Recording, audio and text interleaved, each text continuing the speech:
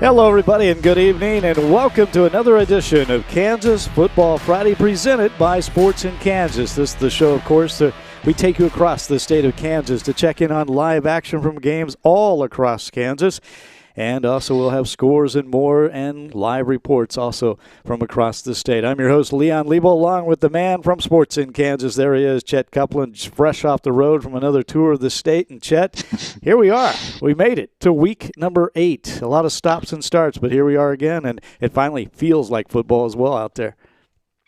Yeah, it's gotten a little bit colder across the state in certain areas of the state. I was in Waukene, Kansas last night, and it was about 29 degrees out there. And, of course, it's about 55 in Wichita at the same time. So the weather changes a little bit out west, but it's football weather. It's week 8 of the season, the final tune-up before we go into the playoffs, week 9. We do it a little bit differently than we did it back in the day. Of course, 3A, 2A, and down, all those are district play. So we're figuring out who's going to make the playoffs after tonight. You know, those top 4 teams in the district, 6-team districts in 3A and 2A, they move on to the playoffs. Those other 2 teams that don't make the playoffs, they play each other in a week 9 scenario, of course, in cross-district matchups. 4A, 5A, 6A, Leon, everybody makes the playoffs, but not everybody is playing this year, so there is going to be some buys in 5A. Some teams are quarantined this week, but you better hope you don't get quarantined after that, because I don't know what's going to happen. That could be an absolute disaster. And I talked to some volleyball teams today that were in quarantine that would have been really good volleyball teams, but they won't get to compete in sub-state this weekend because they're currently in quarantine. So hopefully we'll have minimal teams that have to deal with that in the playoffs, because you hate to see the season come to an end. But Leon, I think we have to appreciate what's happened so far this year, because coming into the year, you know, we kind of threw this deal last minute together here this year of having this show, because we didn't even know if we were going to have a season this year. We thought maybe we'll be lucky to get half the season in. Well, we have playoffs. Here we are sitting week 8, entering playoffs week number 9. So fortunately, we've made it this far, and I'm ready to figure out some more about teams as we enter those playoffs. But a lot to be determined across the state tonight. Some games going on right now as we speak, and Bishop Carroll out to a big lead over St. Thomas Aquinas. And as you and I have said, we've seen a lot of matchups this year that we would have never seen. So if anything good is to come out of this, that's reps from young kids, 2s, 3s that maybe wouldn't have gotten to play, and some really big-time matchups that we would have never seen in any way, shape, or form. So I'm excited to get this kicked off for week number 8 of the high school football season. And you mentioned Bishop Carroll, again, leading St. Thomas Aquinas. That game in Wichita tonight, 28-7 at halftime. Bishop Carroll playing that difficult schedule, and they have been tough. That's a team really to watch out for in Class 5A. We will be checking in on that game live. That is at halftime right now. Right now, though, let's check on Chet's top 10 rankings of the week. Chet, what do you got? Well, I got Lawrence, the Chesty Lions, in at number 1. I still do question mark Wichita Northwest. Mill Valley not playing tonight, as you mentioned off air a little bit ago. I don't know what the situation is there, but they were supposed to play Shawnee Mission North. Not happening. I moved Olathe North up a little bit. They really fought with Lawrence.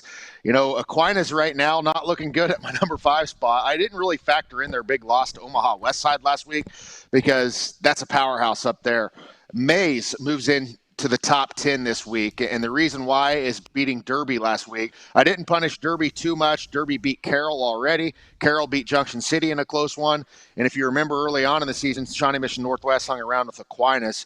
Other teams to look at as well, though. Miege, it's been a season of ups and downs. I really like Paola and Tonganoxie. Capon plays Hayes tonight. And I don't think anybody wants any part of Andale in Class 3A, so they are into that next 5 position in all classes of Kansas. As we go down to the smaller schools, Andale, Hayden, Perry, Lecompton, of course, we saw that outstanding finish a week ago. No scoring till 1:28 left in that game. Hayden kicks a field goal, then kicks a squib kick, gets the ball back, and then goes on to kneel, but goes for it on 4th down and scores to make it 10-0. That was a little bit deceiving of how outstanding that game was. Of course, Holton is Holton at number 4. Rossville got the big win over Silver Lake. Collegiate and Andale play tonight. That's going to be an outstanding matchup. Silver Lake and C.J. Hamilton, they're always a factor. I really like Hoisington and Coach Baird, really in their 6-man rushing attack. I believe they have 6 players over 250 or more yards this season rushing. 9th, southeast of Saline and Jackson Gibhart. And then Cheney has had a nice year with Harrison Voth and Logan Bartlett, the weapon at wide receiver that's also a field goal kicker. So some really good teams here that could go much deeper than that. And as we go to, of course, looking at these 5 teams in 8-man combined, St. Francis, very good. An 8-man 2, Shatter and Blanca, Canton Galva, and Tyson Struber, who has the K-State KU offers. That 8-man 1, 8-man 2, 1 and 2 there. They played each other in the state title game last year. We know how that crazy finish happened with Canton Galva. Hanover, always a factor in 8-man Division 2.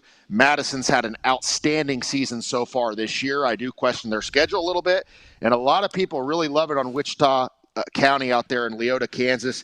Manny Chavez, who did not play last year, had to sit out because of transfer rules, has been a major factor at D-end and tight end, and a kid that came over from Greeley County there in Tribune, and of course Sheldon Whalen, an outstanding player. Then Cade Ritzky, who had 1,800 passing, 1,800 rushing from 1 year ago. So a lot of good teams, and it could go a little bit deeper than that in those 8-man Division I and Division II rankings. So we'll start to figure out a little bit more about teams. The only thing I don't really like, Leon, when we get into 4A, 5A, 6A, I feel like maybe we need a power rankings or something like this, because Miege, they're the 10 seed out of 16 teams, and you know as well as I do, there's not 9 football teams on the East that are better than Bishop Miege. I know Right. Everybody makes the playoffs, but it is a little bit deceiving, I feel like, because you have an outstanding season and then what? You're rewarded Bishop Miege. So I don't know. Everybody makes it, but to me, I just think that I'd rather see the best teams match up in the semifinals rather than first round.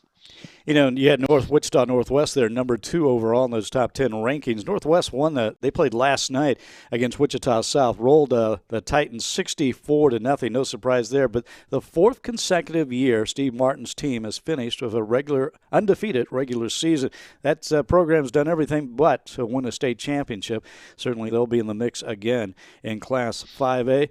And once again, you mentioned Mill Valley not playing Shawnee Mission North. That game was called off this afternoon. COVID concerns there, and so no game between Mill Valley and Shawnee Mission North. As we take a look at some of the games we will be checking in on tonight, as in our upper left hand is, if I could get that is Shawnee Mission Northwest against Bishop Miege.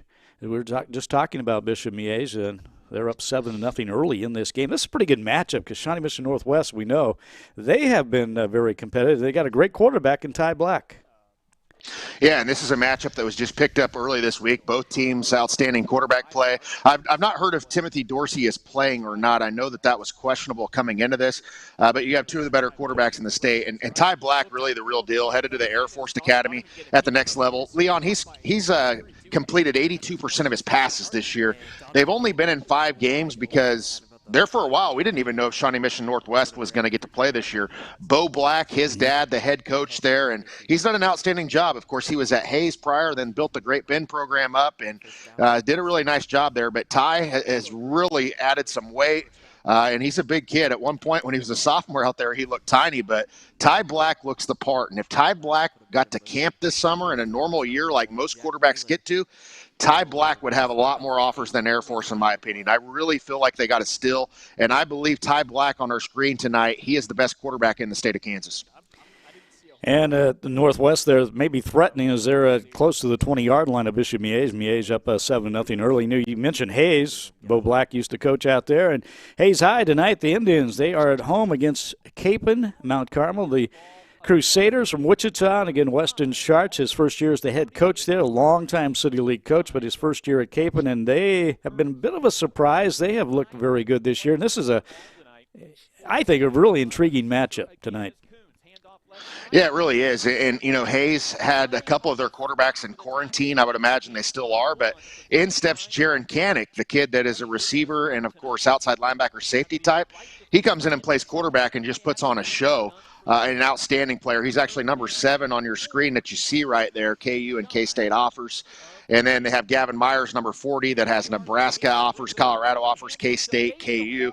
And then you look at Gavin Haselhorst, number 22. He's committed to Kansas State. So there are 3 guys right now on that Hayes team, on that defense, that have Division I offers. Now, one of them on the offensive side of the football, but this Capon team has been a nice surprise in Wichita this year. They battled Bishop Carroll close, and they have some big kids, a big physical offensive line, a big backfield, and this is a team that is a very good football team, very underrated. And, Leon, I feel like the 5A West goes very deep. We talk a lot about Wichita Northwest.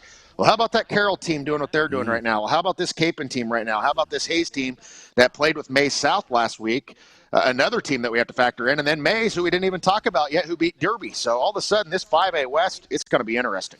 By the way, you mentioned Maize South. They are playing Derby for the first time in their program history tonight. Derby out to a 7-0 lead. Derby lost a week ago to the Maize Eagles, but tonight playing Maize South, the Mavericks, for the first time in their history. It's the bottom right there. You see, well, now we go back to this is Lawrence and Free State, the cross-town rivalry. And Lawrence, of course, the number one team in the state. And we saw Devin Neal last week just outstanding in the win over Olathe North, a 98-yard touchdown run. He is terrific. There's halftime at Bishop Carroll. Bishop Carroll Golden Eagles at home against St. Thomas Aquinas. This game kicked off at 6 o'clock tonight in order to Aquinas make the travel from Kansas City, the 3-hour trip, and get back a little earlier. But right now, Carroll leading big in that game, 28-7. And how surprised are you by that score? I'm a bit surprised. I mean, Carroll dominated Bishop Miege last week as well. And this is a Carroll team that has the Aiden Edens at the quarterback position, Hunter Trell out of the running back, a big physical offensive line with the Purvis kid up front. They have a lot of good weapons there, and that's a program there. They're just consistently really good, either under Coach Shuckman now, of course, Dusty Trell, and really have it rolling there. And those teams definitely familiar with each other, and certainly the upper hand has been Bishop Carroll in a big touchdown pass there from Ty Black to hopefully tie this up here early on in the first quarter. But looking back at this Carroll and Aquinas, there were in 2017, I don't think anybody thought that Bishop Carroll was going to beat Aquinas in that title game, and they passed it all over him. And then Aquinas, of course, won the next year over Wichita Northwest. But it goes back to 2014 when Carroll won another one over St. Thomas Aquinas as well. It's been Aquinas or Mill Valley in this 5A state title game in Pittsburgh every single year since 2014. So it goes through those two teams on the east. But on the west, Leon, we talk about a lot of these teams like your Bishop Carrolls. These are going to be some really, really fun playoff games because right now I would have Wichita Northwest as my favorite. But, man, the way Bishop Carroll's playing right now, I would not want to play them. Shawnee-Mission Northwest, by the way, missed that extra point attempt, ball off the upright.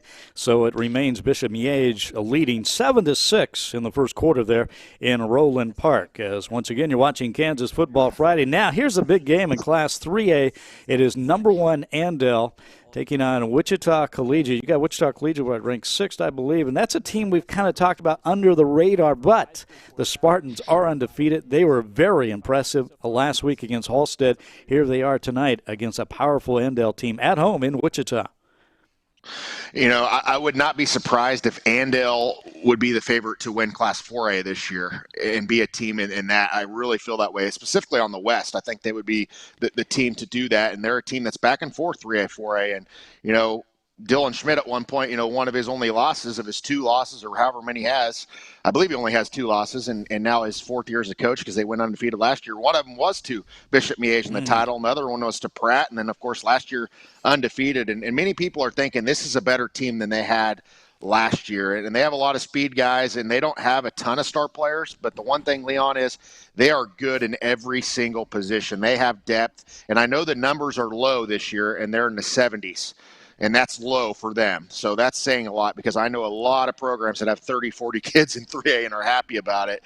And they one year had 98 kids out for football. They just have it going there. It's a factory in track and field, and such a good program, whether that's at the 3A, 4A level. But I know a lot of 4A teams would not want to play Andale.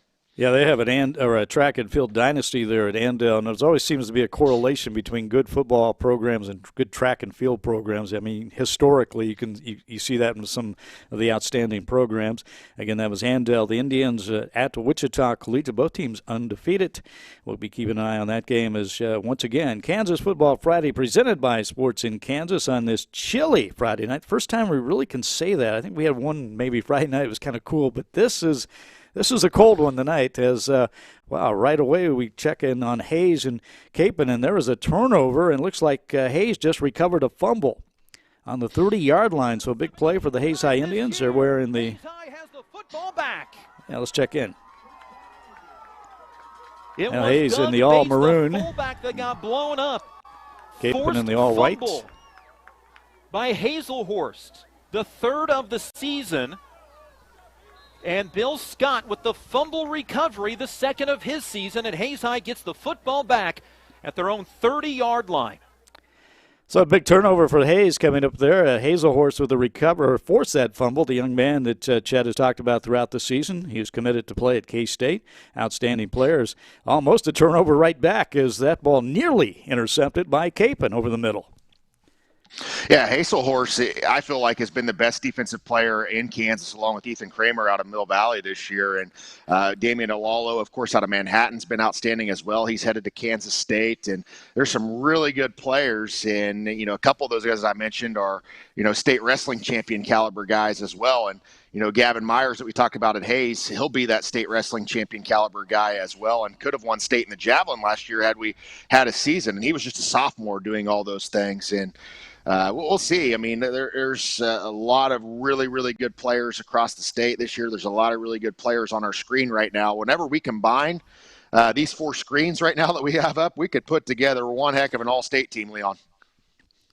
And again, we do have 4 games at once going your way. Upper left there, Shawnee Mission Northwest against Bishop Miege. Looks like Miege is on the move here and into the end zone for the touchdown.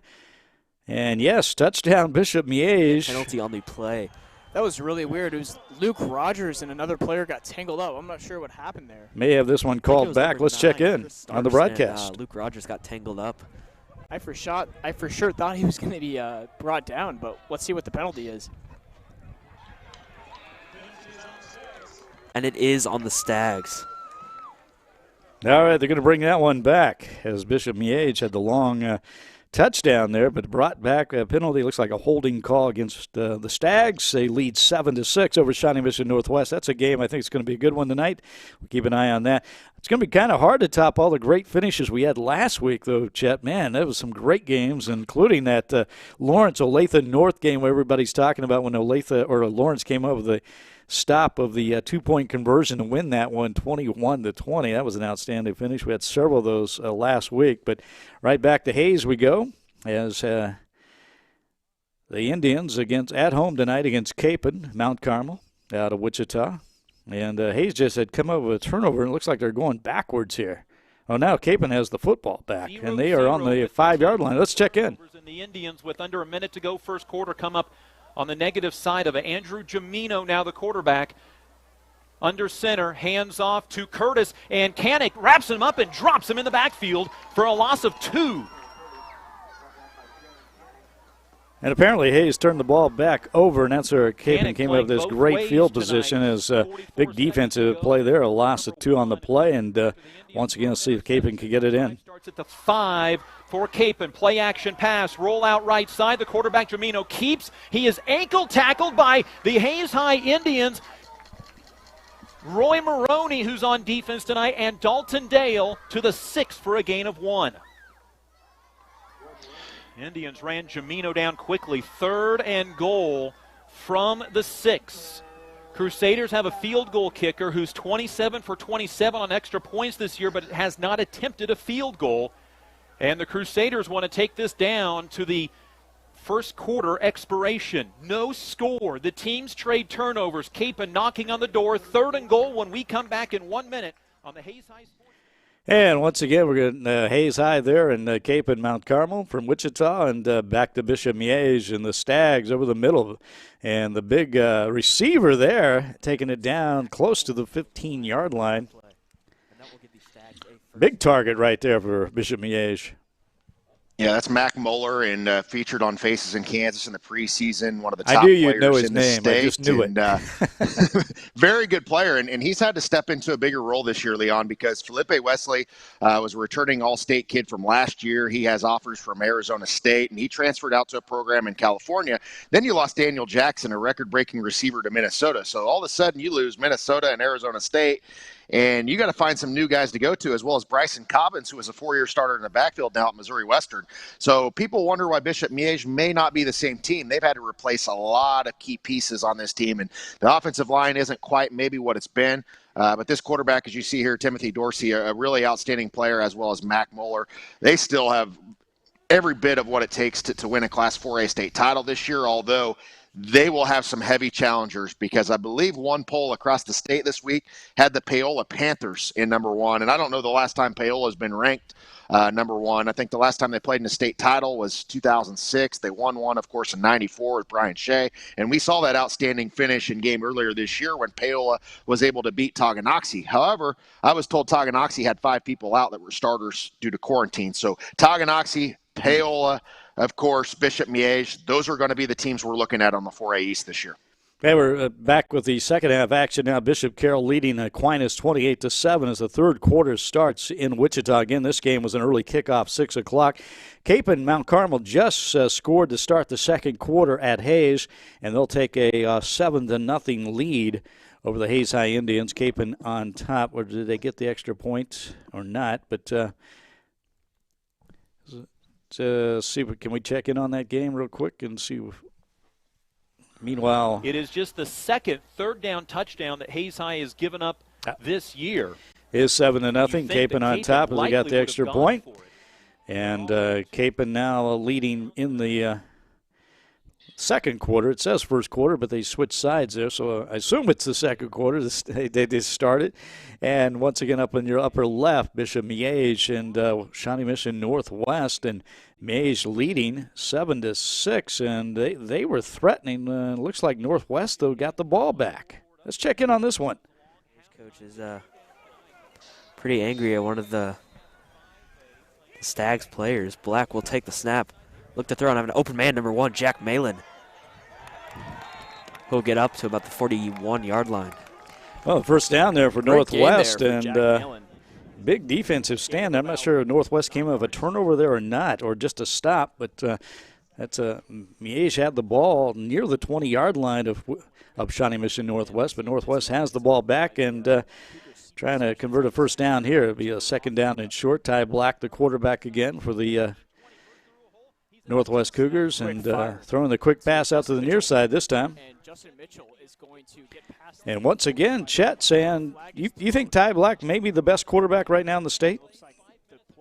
I really do. I think he's had an outstanding season, and of course he's not had as many games as everybody else either, but he's still putting up numbers that are ridiculous. To give you an idea on his numbers, Leon, he has completed 115 passes out of 140 attempts for 1,371 yards, 82% completion percentage, in 5 football games so far this year. On top of that, he's also getting some things done on the ground this year, rushing for 317 yards in 5 games as well. So he's added that element. He's gotten tougher in the weight room, and now he can run it a little bit. Of course, he wears the number 20 that you don't see often with a lot of quarterbacks, but he's been a starter since he's been a sophomore. And imagine right now if this Hayes High team, if Bo Black would have stayed out there, because that's something that offense really needs to get going out there. Hayes has really struggled offensively at times this year. No question their defense is outstanding, but add in Ty Black to all those 3 other Division I players at Hayes that he went to school with all those guys in junior high. And back in Wichita, at Wichita Collegiate, Andale Indians are on the board as they just scored, and I think they're going for 2 here. Is that correct? And Andale, the number 1 team. And they break out of the huddle. The center comes out way early out of that huddle, doesn't he? As I believe they're going for 2, and now we're going to have a whistle and delay of game. Maybe this isn't a. Is this a? We have 3 minutes and 31 seconds remaining. Yeah, we have to check in on this. Andale, we believe, has scored. Okay, it was okay. They are going for 2. Okay, we got that cleared. Against Wichita Collegiate, and a Chatta Collegiate team that was really tough on defense last week against Halstead. Halstead's ground game was really shut down in that contest. Yeah, and really a team, Leon, I feel like is very underrated. It took a long time for a lot of people statewide to really give them credit. And, you know, here we've been following them all year, and Eli Rowland with the big catch for the touchdown there. Or did he drop it? Nope, he got it. He got it. Well, and one of the better players in the state right there. Rowland, one of the best defensive backs in the state, one of the best running backs. But you don't know a lot about him as a pass-catching receiver, as a running back, and he can do a little bit of everything. Rowland, a really good player. We highlighted him in the preseason on Faces in Kansas, and really kind of if they do have a star player, him and Caden Winter would certainly be those guys. But it's so many guys on this Handel team that can get you in so many ways. But back to collegiate being a team that nobody really had on their radar this year. The Fair brothers have had an outstanding season. Jacob Chugg, another one of those players. Of course, that's a program that's had a lot of success. There has been some years on and off, and maybe more known for basketball maybe in recent memory. But Wichita Collegiate's had it going on this season and definitely will be a factor in those Class 3A playoffs regardless of what happens tonight. And back to Lewis Field on the campus of Fort Hays State University. It looks like Capon may be about to score once again against Hayes, and they do. The Crusaders into the end zone, their second touchdown of the game, second touchdown of the second quarter. That'll make it 13-0 Capon on top. And against the game going in we thought was kind of intriguing, these two, but right now it's all Capon.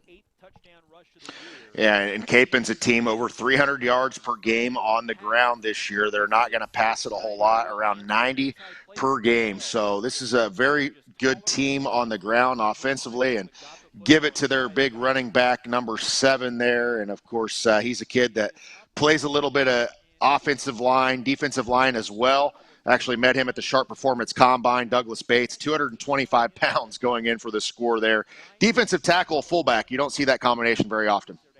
And back to Wichita on the west side of Wichita. This is Bishop Carroll at home against St. Thomas Aquinas. And, again, Carroll playing that killer schedule this year. They played Derby, Junction City, Capon, St. James Academy, Bishop Miege. That was a week ago, and they took care of the Stags pretty good up there in Roland Park. Tonight they're at home against St. Thomas Aquinas, and Carroll leading 28-7.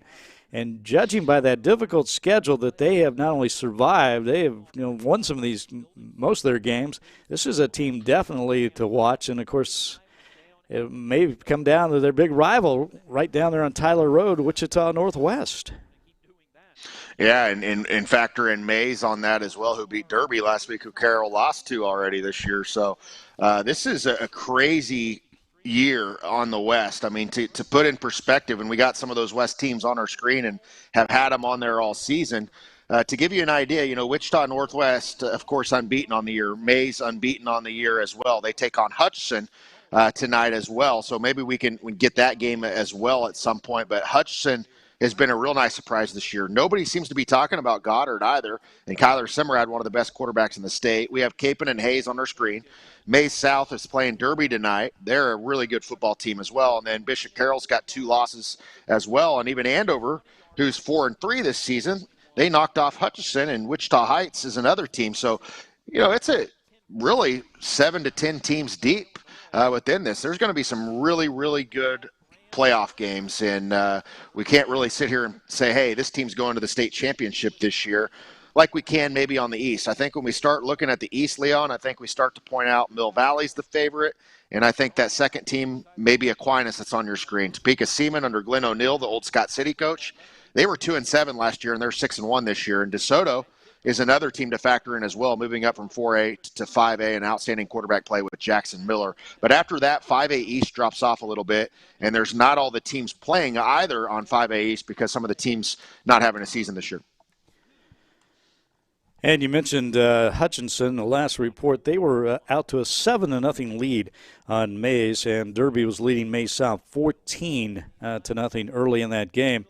Let's talk about Bishop Carroll, Wichita Northwest, the big rivals. And I think I've talked about this before on the show, that Tyler Road is pretty amazing there in Wichita. You got at Tyler and Central is Bishop Carroll. Tyler and 13th, just down the road, is Wichita Northwest. Then you go a little further north, and May South is on Tyler Road. That's pretty amazing. As now we check on Olathe North and Olathe Northwest. Olathe North, of course, one of the top teams in Class 6A. We saw them lose at Lawrence last week, but it was a 1-point decision in that game. They went for the victory late, went for a 2-point conversion, were stopped at the goal line. And we talked about that millions of times, but Lawrence is on the west side of the 6A bracket, so there is the possibility that Lawrence and Olathe North could play for the state championship. Olathe North on the east side, and they are on top in this game, 7-0 over Olathe Northwest.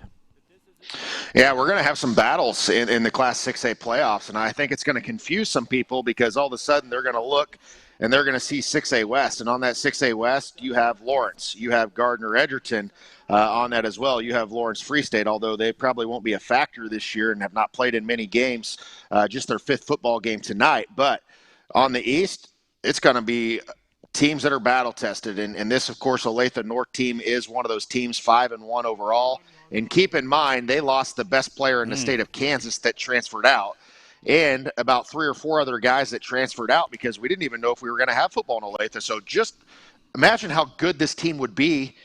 I mean, imagine last week Lawrence without Devin Neal and still being able to hang around with Olathe North. That would give you an idea of how good this Olathe North team is. They're still this good, and they lost their best player. The Eagles of Olathe North, they are inside the 1-yard line, it appears now, against Northwest, leading 7-0 and trying to score here. He is in for the touchdown, standing up. And they got it, North with the touchdown. As you mentioned, or as you heard there, 13-0 with the extra point coming up. The Eagles against the Ravens at Olathe Northwest, and the Olathe schools, all birds, their mascots. So we have Olathe West Owls now, I believe. And it seems like they open one of those schools every other day. The Owls, I believe, in their 3rd year of football, 4th year as a school. And, you know, they set the bar pretty high up there. If I was TJ O'Neill, I would have waited to like year 2, year 3 to make a semifinal. In their first year of varsity football, the year before they're playing JV, they make it to a state semifinal. They lose to Aquinas that year. But that was one of those years it was wide open, and they had a battle-tested schedule, and they got all the way, of course, up to 5A. But, yeah, they're, of course, a lot of Olathe schools, and they're up to Class 6A as now. This Olathe North program has been so storied and so good. Of course, Coach Weir and all the success they had. And, of course, you look at Arlen Bruce Sr., and then you look at, of course, Darren Sproles, and then, of course, Isaiah Simmons, a first-round pick, played there, receiver, defensive back. They've had so many Division I players, Leon. It's crazy to think the success of Olathe North, and a lot of that success contributed to the Lawrence split, where they've been dominant since.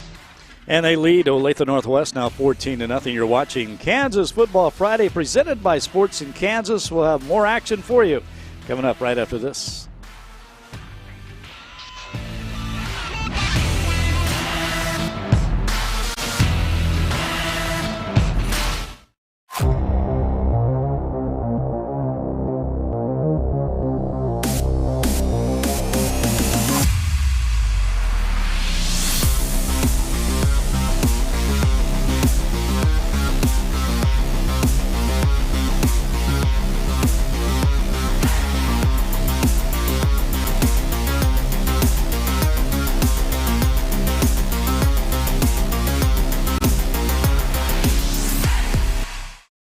I don't know about you, but I'm glad to be open and back to business. These last few months have been hard on everyone. Here at Lewis Automotive Group, we've always promoted buying local, and now it's more important than ever.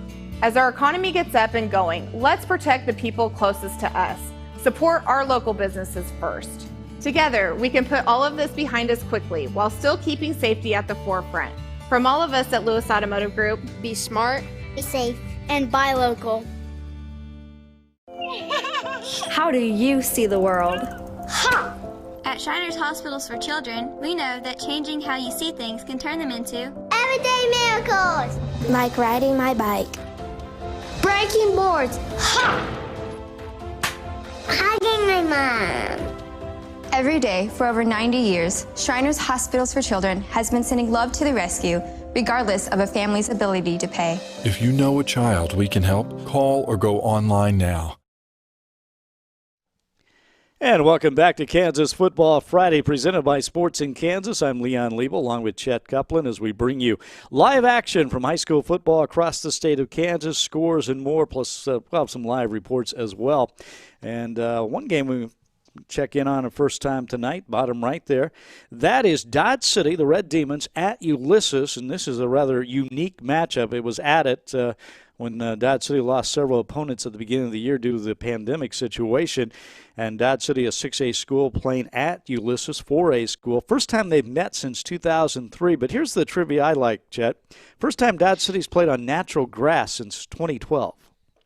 Wow, that's hard to believe and incredible to think of that. But all these 5A, 6As, 4As you go to, that's what they have. And of course, when you're in 3A and below, a lot of grass fields. As I've been to over 200 football stadiums in the state, but we are seeing, of course, a lot of these teams add, artificial surfaces like your Mammoth Sports Construction turf and things like that. Now we have 2A Rossville, 2A St. Mary's, 3A Girard, schools like that you would have never have thought and would have that artificial surface more and more common. And we're seeing it on baseball and softball and crazy thing like that. The craziest one I've ever seen, which I spoke there, I don't even know last week, the week before. And of course it happened because of the tornado in Greensburg, Kansas, Kiowa County, which has probably some of the best facilities in Kansas for the level. Their gyms, their auxiliary gym, it's just incredible.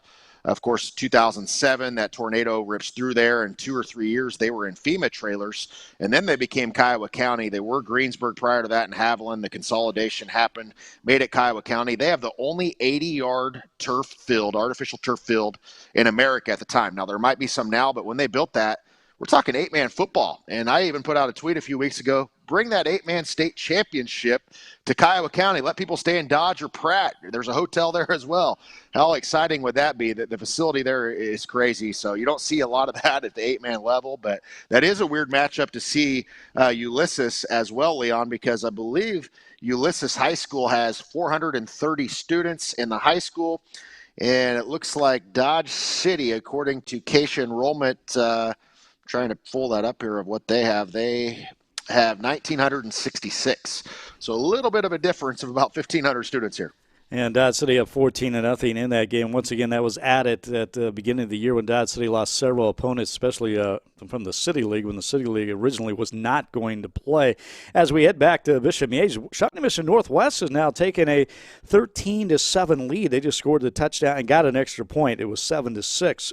And Northwest goes down the field and scores here on Bishop Miege to take a 13-7 advantage in that game. So we got a good one there in Roland Park tonight as Miege now with the ball and going deep. Long pass incomplete down the far side. Yeah, and this Shawnee Mission Northwest team, Leon, I think is a factor on the east of Class 6A. I mean, a lot of people, when you start to look at the 6A East, we've talked about that Olathe North team. I think that we have to factor in Shawnee Mission Northwest. I do question Mark Blue Valley a little bit. They lost their starting quarterback. He's playing at Allen, Texas this year, but they have several Division I guys. We've talked about Clint Ryder and Blue Valley Northwest. They were idle last week. Blue Valley North, we've seen them win a state title with 4 losses. They got D1 cats all over on both sides. So we talked that Lawrence is likely the favorite on 6A West, but are they? Because the Derby Panthers are still going to be sitting there. Junction City and Andrew Corey have had a nice year. Gardner-Edgerton beat Mill Valley earlier this year. Manhattan's still on that side. But on the east, outside of Olathe North, I think we have to factor in Shawnee Mission Northwest, Blue Valley Northwest, Blue Valley North. Even Olathe East has had a fine season so far at 4-1, even though losing a week ago to Mill Valley 34-10. So there's a lot of teams that are in the discussion of Class 6A football this year. Here in Hayes, we have Capon leading the Hayes High Indians 14-0. This game in the second quarter. And Hayes High with its best field position this game so far, as they are on the 15-yard line of the Crusaders. And let's see what's going on out there. Indians trying to do the same. 15 on the play clock. Swartz one-on-one to the far side of the field. Kiefer is a wingback to the left. Dale will take the shotgun snap with Dreiling to his right. Hand off to Canick, gets caught in the backfield and taken down.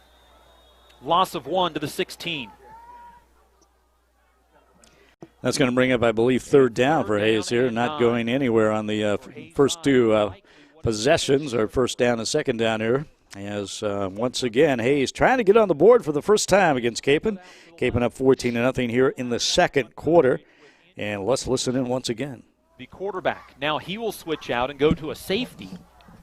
And Stuhlsaltz, the normal safety, will have Canick. Play clock down to 10, some confusion on the play. Third down and 8 for the Indians, and Hayes High is going to take a timeout. There was some confusion. Well, we got a timeout on the field. Hayes must have looked something over there, and again, they're trying to get on the board for the first time, trailing 14-0 against Capon. As we head back to, this is Wichita County, Leota. And South Gray, the Indians of Leota, up 14-6 on the Rebels. 8-man football. Yeah, and these are two really good teams. Of course, I've actually spoke at both of these schools this year and met several of the team members. I think Wichita County is a very good program, and Coach Douglas has done an outstanding job in building that here in recent memory. They have a lot of four-year starters on this team, a lot of guys with a lot of experience, a lot of depth. But this team, South Gray, that you see, Aaron Skidmore, 6'3", 210 quarterback, over 1,100 yards rushing. You see him, number 10 in the black there on your screen. He's an outstanding player. So this is a good game right now to be 14-6 in two highlighted 8-man Division I teams. And South Gray, that is in a consolidated school in South Gray County, hence the name. And the South Gray Rebels, they were consolidated. That was Montezuma and Copeland. The Montezuma Indians and the Copeland Vikings. And they had, both those schools had tremendous traditions over the years, and they were a huge rivalry. And here they are. They had to combine the two schools to make one high school. But here they are, South Gray Rebels against Leota, 14-6. Leota Indians on top. And they got some size. I mean, you look at that center right there they have for South Gray, and then the quarterback 6'3", 210. In fact, I had a Division I coach today who saw a tweet that asked about this kid and was looking at him and checking him out online, just the size, his pure size they liked, and some of his speed. Now, whether he'd be offered or not, probably not, but the idea that you see an 8-man player that's standing out that's 6'3", 210, somebody's going to give him a look. So we say it over and over. We're very repetitive about it, but there are players at every single level in Kansas, Leon, and it's awesome to see. And it looks like Hayes High is going to try a 32-yard field goal attempt here to get on the board, and the kick is up and no good. No good. So Capon keeps Hayes High off the board and continues with a 14-0 advantage second quarter of that game out there on the campus of Fort Hays State. A little more 8-man football, a team we've seen this year, the Hoxie Indians against Atwood. Atwood leading this game 8-6 in the second quarter. And of course, Hoxie, we've talked about their big man, the 7-footer on that team. As we have a kickoff there and the tackle, nice hit. Yeah, Harlan Oboya, 12 offers, I believe, at this point. He is 6'11" or 7 foot, depending on the day you ask him or what he's listed by. You see right? Number 74, yep, 74 on your screen, who stands out, and he's athletic too. I mean, there's a lot of awkward 6'11", 7 foot people out there, but this is an athletic kid, and he knows as well as I do. I've talked to him about it. You know, he knows he needs to get into the weight room, and he's a basketball player, so he's just figuring out some things about football. But he's very athletic, and, you know, he, of course, long arms. There's a lot you can do with him. We don't see a lot of 6'11", 7 foot football players. He averaged 21 points and 11 rebounds per game, a 2A All-State pick from Sports in Kansas in basketball last year. But, you know, posting videos of him getting interceptions and running things back, that drew up some attention. He's like, wow, I'm being recruited in football all of a sudden. And, you know, I was in, you know, Trigo today and Joaquini, and they were talking about him, how much he's improved and how athletic he is. But, of course, they see a lot of him on film and play him of other teams. So a really good 8-man football player, as you can see, very athletic with his speed there. I mean, Leon, that's a guy that's moving pretty well for as big as he is. And Hawks have a big defensive play there for a big loss against Atwood. Again, Atwood leading 8-6. But, yeah, you're right. He does stand out, number 74. We saw him catch a touchdown pass earlier this year, too, one of our highlights. He's got some good hands. He, like you said, he's a good athlete. Yeah, and we've seen Isaiah Loudermilk, who actually is playing on TV right now from West Elk. He's 6'7.5", 306 pounds. So Harlan about 3.5 inches taller than him.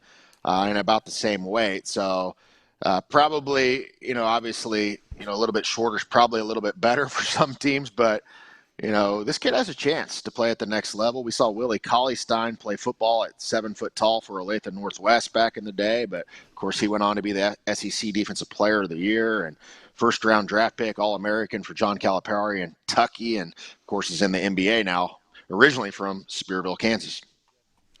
City of Windmills, you're familiar with that town now, as your tour is just taking you everywhere. You may know Kansas better than anyone when this is all over, as you have gone to nearly every corner of the state. As we are back here with Leota and South Gray, Leota leading 14-6. Officially, it's Wichita County High School out there in Leota. It's always confusing for some people when they say Wichita County and they're thinking Wichita, the city, but no, this is Wichita County in far western Kansas. Of course, Leota, we've talked about this too, some of the great athletes, but namely Steve Tasker, who went on to play at Dodge City Community College, Northwestern, and then a terrific NFL career for the Buffalo Bills, 4 consecutive Super Bowls. Most valuable player of a Pro Bowl one year. And only about 5'8.5" or 5'9". Yeah, he had tremendous speed and a tough little sucker too, man. He took some big hits when he was at Dodge City. In fact, I was out there when he played at Dodge City. If you would have told me that he was going to play Division I football, I don't know. And if you told me he's going to play NFL, I don't know. and if you told me he's going to have this long all-pro career and maybe even be talked about for the Hall of Fame as a special teams player, but he just continued to surprise everybody each level he went up, and just an outstanding career. And had a great broadcasting career, too, for CBS. Still doing that. As we're back to Bishop Carroll, man, they are up 35-14 now on St. Thomas Aquinas. And this game now in the fourth quarter, as the Golden Eagles, they have been impressive the last 2 weeks. Took care of Bishop Miege on the road last week, and now back home and leading big against Randy Dreiling's team. Randy Dreiling is familiar with Bishop Carroll, not only at St. Thomas Aquinas, where they played for a couple state championship games, but he was also, when he was at Hutchinson and Bishop Carroll had some pretty good matchups as well. Yeah, what's really impressive is to see this offensive line really protect the quarterback, because this is a very good, experienced defensive line of St. Thomas Aquinas. Of course, you did lose some key guys the last couple of years, and even the best lineman in the state this year is playing somewhere down in Texas that would have been on this team that's going to Auburn at the next level, and one of the Roberts kids that they would have had. But this is a very good team up front, this Bishop Carroll team, and an experienced quarterback that you have in Aiden Edens and Hunter Trell. They've played a lot of football, and if they can put it together, we expected inconsistency early on amongst a lot of teams. But we also have to realize that not all these teams have all played together all year. There's still teams that have a different depth chart every single week, Leon, because you could be yanked off the bus going to a game because you go into quarantine. But some of these teams that have finally played together for a few weeks are finally figuring it out as we get into late October. Hey, you mentioned Isaiah Loudermilk playing at the University of Wisconsin. Another Kansas kid getting his first start at quarterback for Wisconsin, former Blue Valley North quarterback Graham Mertz, and he has just thrown his first career touchdown pass as a Wisconsin Badger, and I covered him several times, twice, state championship game, and he just looked completely different when you watched him in person. You knew this was a big-time player. Yeah, I mean, he's one of those guys that you see in high school, you're like, man, this guy could be an NFL quarterback, and there's not many guys like that, no disrespect. There's not many guys like that in Kansas high school football from year to year that are Elite 11 type of prospects, things like that. And the crazy thing is he was at Bishop Miege, and Carter Putz was breaking every single record, but Carter was going to play Division I baseball, and it's not like you can bench a guy for breaking every record and winning state titles. So Graham Mertz figures, hey, I might not get to play here, and I'm one of the best in Kansas, so I'm going to go to Blue Valley North. And all he does there is he plays in 2 state titles, wins 1, sets several records, of course, gets several scholarships, an Elite 11 player, 4 or 5-star, depending on the service, and then now starting as a redshirt freshman for the Wisconsin Badgers. So 2 guys starting for the Wisconsin Badgers, and I believe there's a Bishop Carroll player on the roster as well, and Clay Cundiff. I don't know where he is at as far as depth chart, but Wisconsin and the Big Ten certainly have recruited Kansas. And here's a replay here. Hoxie of a long pass completion down to, I believe, just outside the 10-yard line there. Hoxie trailing, though, against Atwood 8-6, trying to come up with a touchdown or try to get on the board here. As it looks like we got a timeout there. Hoxie and Atwood, 8-man football. And back to Wichita, on the east side of Wichita Collegiate. They were trailing Andell 14-0 in this game. That was the last report. Don't have a score on the screen for you, but Andell, the number 1 ranked team, undefeated. And again, Wichita Collegiate, we've talked a lot about them being under the radar, and a team maybe kind of came out of nowhere, but Boy, they're facing a tough one tonight, these Andale Indians, as they are threatening to score once again. Yeah, very fast and quick up to the line. They're not going to impress you with size by any stretch of the imagination. They've certainly had those big guys there, like Mason Fairchild, who plays for the Kansas Jayhawks at 6'5", 250. But this is a team that every single guy on their team is athletic and fast. And that's what I've noticed about some of their offensive and defensive line plays. They're one of those teams from year to year. I mean, they have a lot of guys that are 5'11" to 6'1", 200 to 220 pounds, just athletic guys. And when you get that clicking at that level, 3A, 2A, and 1A, there's a lot of success with that. I think sometimes people, overlook some of these kids, and they're not going to be recruited by college programs at line, but they're doing what's best for their team. And, of course, a lot of these guys pulling guards, things like that, and outstanding teams that we see in the Holtons, the Andales of the world, the Smith Centers, teams like that, of course, run similar types of offense from year to year and run right at you. Hey, a new one on our screen. We've got Tonganoxie leading 28-0. And they're taking on Tyler the Ottawa Bowden. Cyclones. Yeah, Tyler Bowden, who's the top leading rusher in the state. Is he still the leading rusher? Yeah, I believe so. I mean, he's just had an outstanding, unless the kid from Bird City, Cheyenne, and six-man, which we really can't compare the two different divisions. But this Tonganoxie team, I mean, they're very good. Blake Poggi at the quarterback position. Of course, he was an all-state caliber kid a year ago. Dallas Bond at the tight end position. Then Brandon Martin, one of the top linebackers in the state, came over from Piper. And I mentioned they had 5 players, I believe, in quarantine that were starters when they lost to Paola. Now, of course, Bowden wasn't one of those, but Bowden had 1,800 yards last season as a running back for Lawrence Free State. And it was probably a good move on his part because Lawrence Free State has, 3 or 4 games in this season so far and has struggled. Well, probably why they've struggled. They lose their best player. But on top of that, he's been a really nice addition. I mean, they added an all-state linebacker and an all-state running back on this already good Tonganoxie team that made a climb and a rise last year in 4A football. Just couldn't overcome Bishop Miege. Is this the year that we see Paola or a Tonganoxie team for the first time in 7 years? They're 6-time defending. Are they 6-time or 7-time? Whatever they are, it's crazy. I think they're going Bishop for their 7th Miege. consecutive. I think that would be 7th? I think it would tie the most if they get it. And do we got a touchdown? No, incomplete pass down into the end zone as Tonganoxie leading 28-0 over Ottawa. Once again, you're watching Kansas Football Friday, presented by Sports in Kansas. I'm Leon Liebel, along with Chet Copeland, as we bring you all this live action from all over the state, bouncing back around. And once again, 8-man football here is Hoxie trying to score. They've been down inside Atwood territory several times, and the pass in the back of the end zone is caught, and it is, it looked like a touchdown, but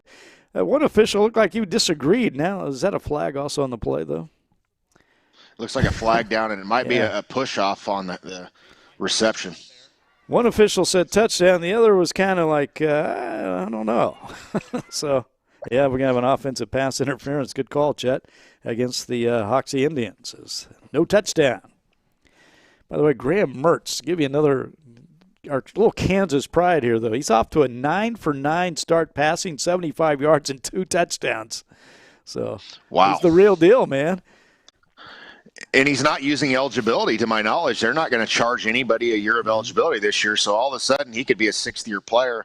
The only problem is with the guy that's injured, could he come back as well? The eligibility thing is going to be a nightmare for many years to come, Leon, because all of a sudden, if you're a 6th-year player, which Kansas State I know has one of them, and Justin Hughes on the defensive side of the football, he can come back for a 7th year next year, which almost sounds made up.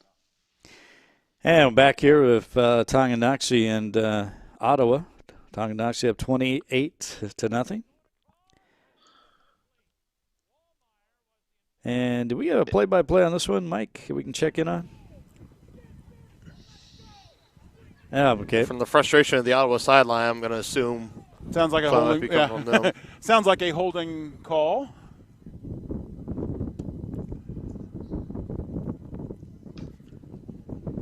Yeah, face mask. Face mask, yep. We'll always take the free yardage, that's for sure.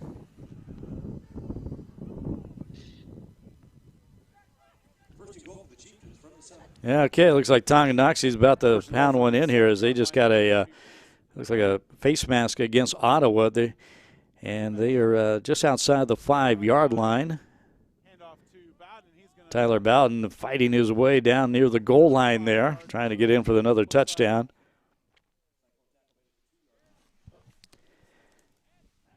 And is this Steve Grogan Field? Is that right, Chet? In Ottawa? Yes, I believe so. And just put in. I was going to say they got look like they got a new turf. And of course, they've not. It's been kind of up and down there for Ottawa here in recent memory, and of course, playing a very, very tough league in the Frontier League. But this Tonganoxie team, Paola team, I think that they're just on whole nother levels. And you look at this Bowden kid. I mean, he has such an explosion. He's got 10.8 speed as a sophomore. We didn't get to see him in track this year, Leon, because we didn't get to do track this year. So he's a kid that I think even more people would have known about if we had high school track last year. And Tonganoxie just scored again to take a 34-0 lead over Ottawa. And they'll try the extra point to make it 35-0 in Steve Grogan Field. And for you youngsters out there, Steve Grogan, a great quarterback at Kansas State University, and went on to have a terrific NFL career with the New England Patriots. Steve Grogan. And he's one of 3 guys I know, 3 great NFL players that got their old high school field is named after him. John Riggins Field in Centralia, and Lynn Dickey Field, another great quarterback from K-State in Osawatomie. So now we're watching Paola and Lewisburg, and this is a Paola team we can keep an eye on. They lead 14-0.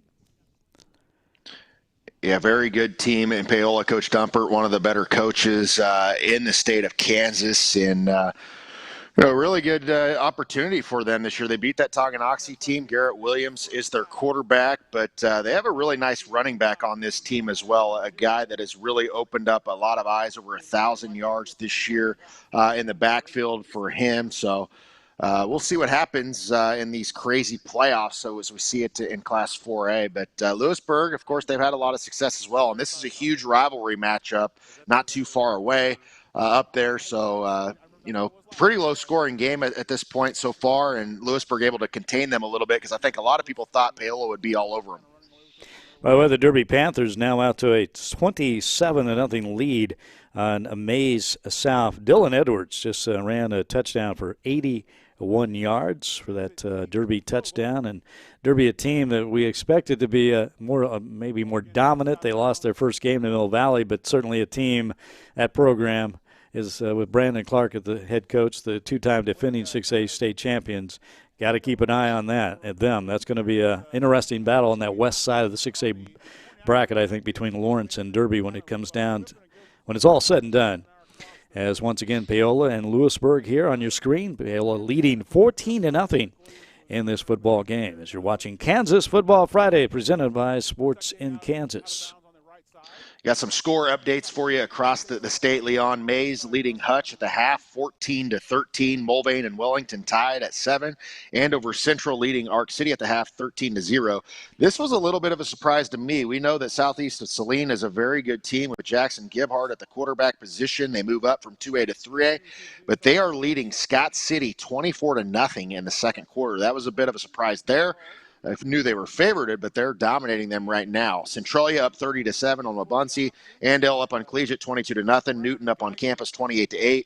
Rose Hill up on Independence 27-6. Rose Hill's been quite the nice surprise this year in that 4A West bracket. Pratt up 35-13 on Nickerson. Parsons leading Cherryville 13-8. Holcomb up on Hugoton 21-8. Hoisington leading Beloit 13-6. Perry Lecompton all over Santa Fe Trail 38-0 at the half. Eudora up on Spring Hill 16-7, and Baser Linwood up on the Pittsburgh Purple Dragons 13-0.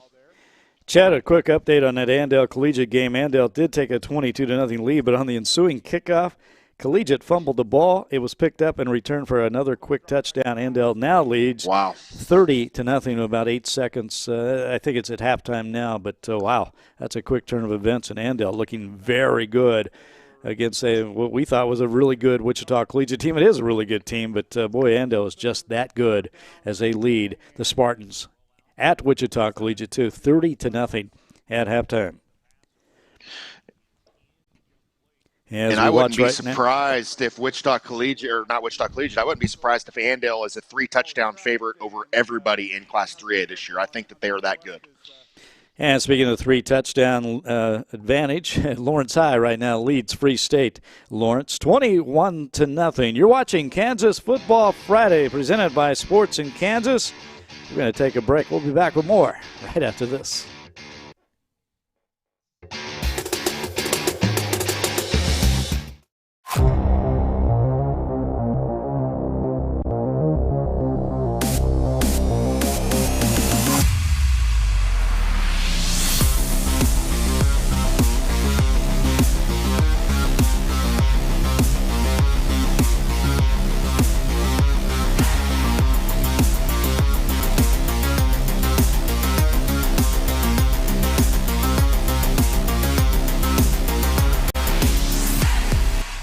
It's okay to shop around, but make your last stop Lewis Chevrolet of Garden City. We have the largest pre-owned inventory in western Kansas, and we back them with GM certification. That means you get an upgraded ride and peace of mind with a 172-point inspection, 3 months of OnStar and XM radio, 2 years of no-cost maintenance, and a 6-year, 100,000-mile powertrain warranty. Plus, at Lewis Chevrolet of Garden City, you never pay retail. Stop by Lewis Chevrolet of Garden City today or click LewisChevy.com. Buy local. Buy for less. Buy Lewis.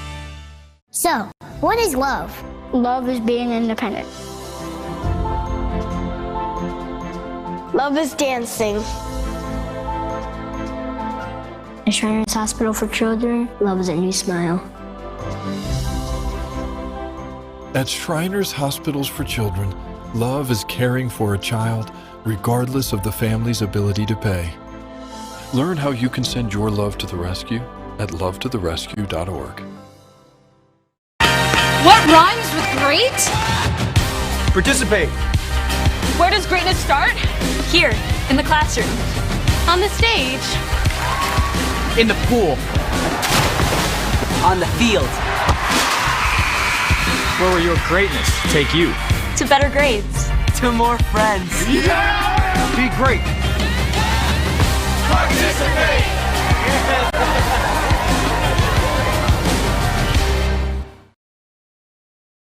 And welcome back to Kansas Football Friday, presented by Sports in Kansas. I'm Leon Liebel along with Chet Copeland as we bring you live action from across the state of Kansas, scores and more. And Chet, week number 8, as we talked about, we're finally here toward the end. It feels like football out there. We got some good matchups going on around the state of Kansas tonight. Yeah, we do. And I think you look at some of these matchups in 3A and below, and teams are playing for something, because if you remember in past years, maybe you knew that, this last week of the season was going to be your last game. And now all of a sudden there's 4 of 6 teams that make playoffs in 3A, 2A. So some of these teams that may not have a great record, they're playing for a playoff spot tonight. Other teams are playing for their last game of the year. It may work out being the last game for the other team, but it keeps your season alive and in a playoff type of situation. Whereas I kind of wonder for some of these other teams, they know they're getting a week number 9 in 4A, 5A, 6A, and they're just kind of playing for seed or playing for pride or league titles and things like that. But certainly some great games across the state of Kansas tonight. And, of course, tons of action brought to you tonight on all these screens that you see, and going into a lot of good games, whether that's 8-man all the way up to Class 6A. And again, you're watching right now as Paola just scored to take a 20-0 lead on Lewisburg. 3:52 left to go in the second quarter. Extra point coming up there for the Panthers as they'll try to make it 21-0. Another score update we were watching earlier, Dodge City now leading Ulysses 21-0 that game at halftime. Dodge City playing at Ulysses. First time they've played the Tigers since 2003. And it's been hard for teams like that. Ulysses, I mean, that's a perfect example. When you're locked in with 3A and 2A teams in a league, then all of a sudden you don't have anybody to play because everybody else is in district play. So that's why we're left with teams like Ulysses playing Dodge City, or in the past, Pittsburgh or Labette County, 8 hours on a bus because you don't have anybody to play. Everybody else is locked into a district schedule. So we've seen that, and especially where they're located, Leon. I talked about Pittsburgh and Labette County. They could have got a closer game in Memphis, Tennessee, or a closer game in Dallas, Texas, rather than go out and, home and away versus Ulysses. And I believe Ulysses, the year they went to Labette County and beat them, they went in the same day and came back in the same day. Wow. How miserable of a trip would that be? I think they had multiple bus drivers. But, man, you would have thought the Booster Club or somebody could fork some money to get those guys a hotel room or something, because going, 16 hours in a car, they're worse than me, Leon. You need to get a jet, by the way. The Chet jet. There you go. Hey, it's kind of halftime around the state, a lot of our games right now. Let's talk about some individual leaders. And, of course, Chet, you compiled these for us, and the leading passers right now. Yeah, of course, you look at Kyler Simrad of Goddard having an outstanding season as expected. He was hurt last year. He started parts of 4 seasons. We've seen Ty Black on here, 274 yards per game, but more importantly, 82% completion. A lot of these guys don't have quite the amount of games in as other guys, but there's certainly been some standouts. Timothy Dorsey's been on your screen as night. I know Newton hasn't won a lot of games, but that's a lot of passing yards in Class 5A, and they gave Derby all that they wanted. Lance Hofsommer, one of the top juniors in 1A, and Sedgwick, of course, a team that, never has made it past the round of 8, always a good offense, and, still kind of questioning if they're the real deal or not. Andrew Corey, one of the best quarterbacks in 6A. So a lot of good quarterbacks in the state, a lot of good ones not on here that are dual threat type of guys as well. And, of course, rushing leaders across the state. This guy's been on our screen all season long. And, Leon, I heard the broadcaster say he's got 253 when we were at that game. So He has gotten close to the 2,000-yard mark after 8 games already, and he is on pace for Kip Cannell's Kansas record if it keeps going and he gets all his games in. Lakin Farmer we saw last week. We've talked a lot about the 6-man standout Colton McCarty and all of his yards. Andrew Schwinn and company are playing Riverside tonight. Shattern Blanca has been an outstanding player in 8-man, and Alec McQuan's been a nice surprise for Hutchinson, as they have been as well at 6-1. Tankin Young, it's been an up and down year for him, an outstanding career so far. And some of those Western Kansas kids, they've been on your screen. Aaron Skidmore of South Gray, the quarterback, and Ethan Abel, a kid out of course, Oakley. They've had a nice season this year, and he's got 4.48 speed. As far as receiving leaders across the state of Kansas, Jake Shope has been the top target this year for Kyler Simrad. We've talked about Mac Muller already tonight of Miege, that big target. He's had a big year. Henry Burns of Sedgwick this year, Brooks Royley of Rock Creek, Logan Bartlett, known more than his field goal leg of 51 yards, an outstanding receiver. And, of course, Tanner Barkus having a huge year for Parsons, although the team is struggling. Him and Ethan Houck have been a very nice connection down in Class 3A for Jeff Scheibe's offense. Hey, a final score in, one that kicked off early. Bishop Carroll has defeated St. Thomas Aquinas. The final score there from Wichita, 35-14. Carroll taking care of Aquinas, and that game again kicked off at 6 o'clock. Got over early. Halftime for most of our games across the state, and with a break in the action, we're going to take a break. You're watching Kansas Football Friday. We'll be back with more right after this.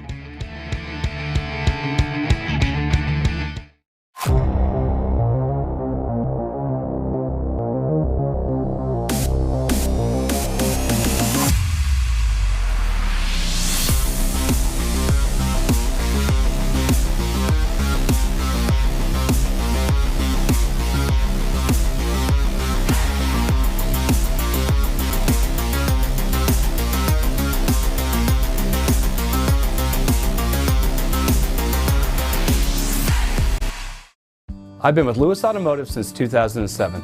I've worked in the service department, finance, and sales, so I've experienced all aspects of the dealership. I enjoy the car business because I get to see people from different walks of life every day. I grew up in a small Kansas town, so I take pride in getting to know my customers. I think that's what sets Lewis apart. We treat our customers like family. I'm Mike Shook, General Manager of Lewis Chevy Cadillac of Garden City, and I'd like to help you join the Lewis family.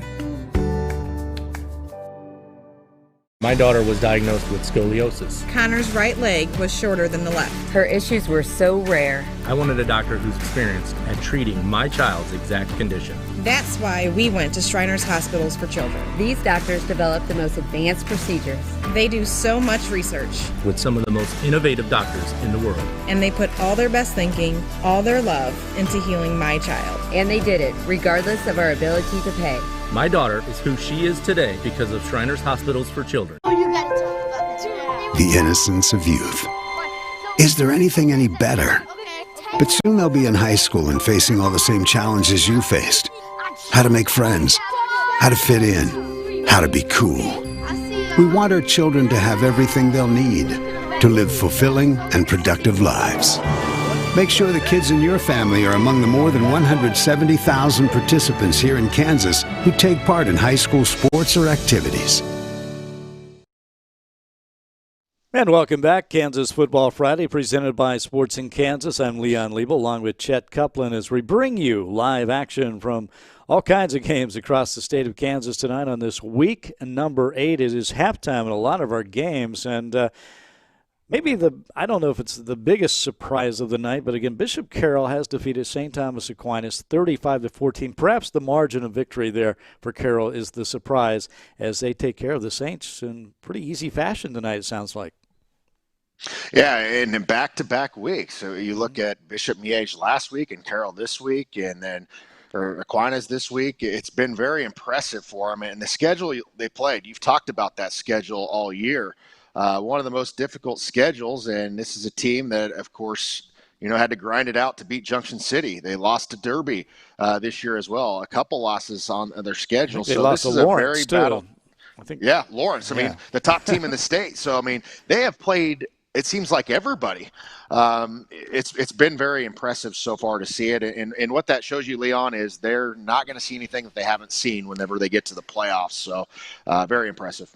Yeah, I was going to say perhaps the only team they have not played yet that's one of the high-ranked teams is Wichita Northwest.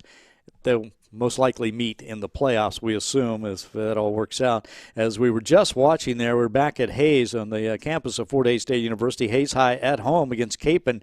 And this game, in now just the third quarter getting underway, Capon up 14-0. And I got to say that might be good news for Hayes. It looked like Capon is really going to blow this one out, blow it out wide open early, but they've been able, Hayes' defense has been able to kind of hold Capon to just 2 touchdowns, and now a near turnover for the Indians as the quarterback there lost the snap and was able to retain possession, but Capon leading 14-0. Crosstown rivalry in Lawrence tonight at Lawrence Free State. Lawrence High, the Chesty Lions leading. They just scored here. They lead 27-0 over Free State in that game in the second quarter still, according to the scoreboard. But the number 1 team in the state, the Lawrence Lions. And Free State hit so heavy by graduation, Turner Corcoran from last year, of course, at Nebraska, and several other players on that team. And then, of course, you lose your best player that's lighting it up for Tonganoxie right now. So not a lot of games in this year, but the player to look at is out of their backfield, Jet Deneen. Yes, that same Deneen family that's been around forever with 2 brothers that were at Kansas, one still there, one at Kansas State. So 3 D1 brothers. And, of course, you're on this team. I believe he's a junior, I want to say. So Jet Deneen will be a bright spot for this program over the next couple of years. But Lawrence has really made leaps and bounds here with Steve Rampy. And we knew that was going to happen because Steve Rampy built the Blue Valley program. He, of course, had a lot of success as a coordinator with a national title at Pittsburgh State. And then, for one reason or other, things, went another way with Pittsburgh State and then went another way with the coordinator. And he came to Lawrence and has had immediate success in a big turnaround for their program. Not that they didn't have a lot of success under Coach Wedd, because they certainly did. But I think now you can kind of pencil them in as one of the teams that's going to be a state championship contender. And it's been a long time since we've said that about Lawrence. And once again, Capon leading 14-0 at Hayes. Capon, the Crusaders, now with the football, trying to they're in Hayes territory, moving the ball a little bit. Once again, Lawrence, we were watching that game. Lawrence leading at 27-0 over Free State. That game just went to halftime as the Lawrence Lions of Devin Neal, and we saw him with just a tremendous performance last week, that 98-yard touchdown run against Olathe North, the top recruit in the state of Kansas, a 4-star recruit. Is that right, Chet? Devin Neal? And not only that, he's that way in baseball as well. Yeah. Well, the reason I wanted to bring that up, because he's committed to play at KU, and of course things are not going very well for the Jayhawk program. They haven't for 12 years now, and people keep asking, are you still going to go to KU? And there was an article I think this week. He's reaffirmed his commitment to stay home and play for the Jayhawks. So. Hopefully he can do that, because they need to build with guys like that, obviously. So, yes. Yeah, absolutely. And you saw, that's kind of how they did things back in the day with Kerry Meyer and Jake Sharp and Mike Rivera and Caleb Blakesley and Darryl Stuckey and all these guys all over the field. They were Kansas players that they gave an opportunity. Now, not all those guys. You had a lot of Oklahoma guys. You had a lot of Texas guys and a 5'11 gunslinger and Todd Reesing that was amazing at the quarterback position. But it's been a long time. In fact, it has been 12 years since the Kansas Jayhawks have won a league road game in football. Now, I probably just jinxed the Kansas State Wildcats for tomorrow, but it's been that long, Leon. I mean, think about it. Will Howard, who is the starting quarterback as a true freshman for Kansas State, was 6 years old the last time that the Kansas Jayhawks won a road league football game. That sounds made up. That's incredible. And going back, let's see, I think it's Mark Mangino's last year till the current, they have 7 Big 12 victories since the end of 2009. 7 Big 12 victories. Chris Kleiman is in his second year at K-State, has 8 Big 12 victories now. Again, it is the Sunflower Showdown tomorrow in Manhattan. That's 11 o'clock kickoff as Jayhawks at K-State. K-State, I believe, a 20-point favorite in that game. That line went up a little bit when Puka Williams announced he's leaving KU for personal reasons, opting out of this season. But I don't expect him to be back next year, but we'll see. As once again, we're watching Kapaun leading Hayes 14-0. Kapaun, Mount Carmel, now a timeout on the field. Jeff, were you going to say something about KU and K-State there? Oh, no, I don't have really anything to say. I wish KU, would recruit more Kansas kids than they have. And there's certainly some kids, Nick Channel out of Kapaun, making a big impact for him this year as a walk-on player. Mason Fairchild out of Andale. And, of course, we've seen, Deneen brothers make some impact in the last few years, and even Hunter Kaufman out of Pratt. They certainly have some guys, but what I love about that Kansas State program so much is, they had 26 Kansas kids in one game play and 24 to go beat OU. And, Chris Kleiman in his second year already has as many victories over OU, the same amount of victories over OU that Mike Gundy does. And he's been there since, 2003 or 2004, whatever it is. It's impressive to see that blueprint kind of that, Bill Snyder did all those years ago with the walk-on programs, with getting JUCO players maybe from Butler or in-state and developing these guys that maybe nobody else wanted or took a chance on, and getting these guys to play meaningful football. Because when you're Kansas State or KU, you're not going to get 4- and 5-star guys when you're competing against OU and Texas. But you're beating some of these schools is what's impressive to me. And Kansas was doing that at one point under Mark Mangino, who learned from who? Bill Snyder whenever he was there in the 1990s and then had success at OU and all those programs. So would love to see a good Sunflower Showdown tomorrow regardless. But I think the Wildcats have this one in the bag this year. Well, you certainly can build a foundation of those Kansas kids, and you are watching Kansas High School football on Kansas Football Friday, presented by Sports in Kansas. What else? We're back with more right after this.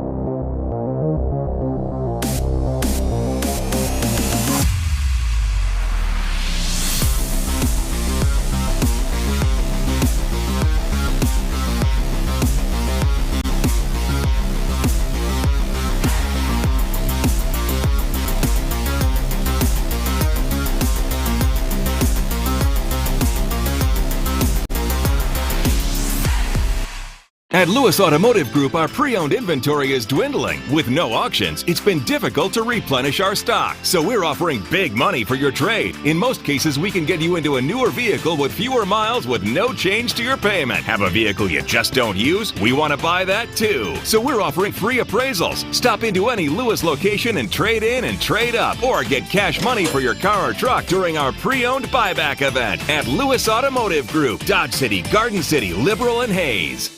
So, what is love? Love is being independent. Love is dancing.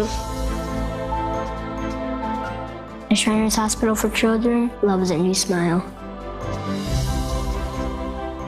At Shriners Hospitals for Children, love is caring for a child regardless of the family's ability to pay. Learn how you can send your love to the rescue at lovetotherescue.org. What rhymes with great? Participate. Where does greatness start? Here, in the classroom. On the stage. In the pool. On the field. Where will your greatness take you? To better grades. To more friends. Yeah! Be great. Participate!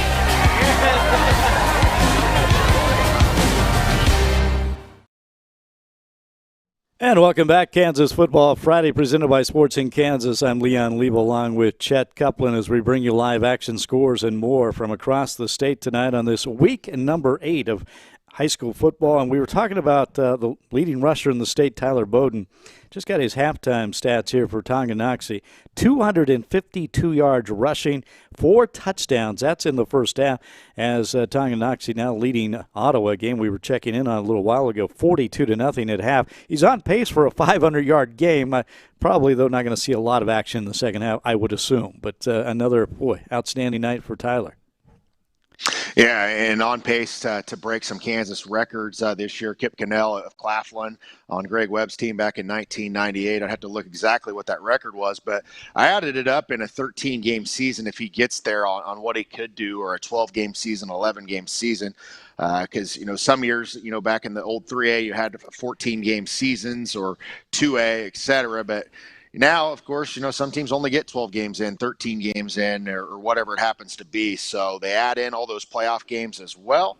And it looks like on our screen in the right bottom corner, we have Frontenac and Girard, which is a big district matchup down there. That game being played at Frontenac in the third quarter. Frontenac leads 8-0 in this one.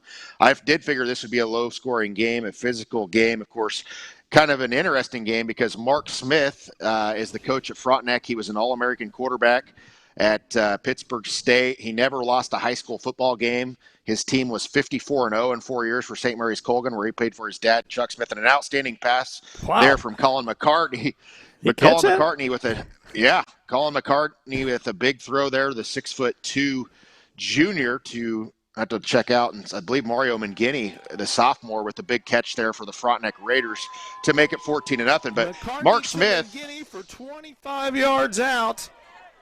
Touchdown on 4th and 9, and the Raiders lead 14-0 with 5:45 remaining in this third quarter. Man, Chet, that was an incredible play. 4th and 9, 25 yards. What a pass and what a catch in the corner of the end zone for Frontenac. And fresh off of COVID-19 and in quarantine, Mike Snow on the call. Yeah, Mike Snow, one of our special fill-in co-hosts a couple of weeks ago. Good to hear Mike back on the air tonight as the Raiders leading now 14-0 in that game after that terrific touchdown pass on 4th down. By the way, the Graham Mertz watch, the former Blue Valley North quarterback, starting his first start tonight for Wisconsin. 13 of 13, 3 touchdowns in the first half of the Badgers. Wow, what a debut for that young man from Kansas. It's too bad they could have kept him in the state of Kansas, either KU or KU, especially KU. They needed a quarterback, but he was committed to Wisconsin early, and he was a big-time recruit. Everybody came in after him kind of late, too, but he stayed of his commitment to the Badgers. Meanwhile, back to 8-man football, and another low-scoring 8-man game. A couple weeks ago, we saw Hoxie leading 2-0 in the fourth quarter. They broke that game open. Here they're trailing 8-6 against Atwood with 4:40 left to go in the third quarter, just 8-6. Yeah, very, very low-scoring game. Be low-scoring if it was an 11-man game. And we've seen some of that this year, and I don't know if it's inconsistency or what it is. And from years to years, you'll see that. But more times than none, you see a lot of 66-30 type matchups in 8-man football. And it seems like every time we checked in on this game, Hoxie has been threatening to score but unable to get the ball in the end zone. The Indians there with the football against Atwood. Atwood Buffaloes, right? Yeah, I believe so. Yeah. We're stumping ourselves. You almost stumped me there. I had to think about that. Which actually, I was at Trigo today, and their administrator that had me there is actually an alum of Atwood, and I believe, I don't remember what year, was it 05, 06, they changed to Rollins County High School, but was it Herndon, I believe, was the other school there. that they made it a consolidation and now called Rawlins County High School. But he was telling me all about those teams in the 80s and 90s there, Dan Lankus, and of course a lot of Division I players, Division II players, All-Americans at Hayes.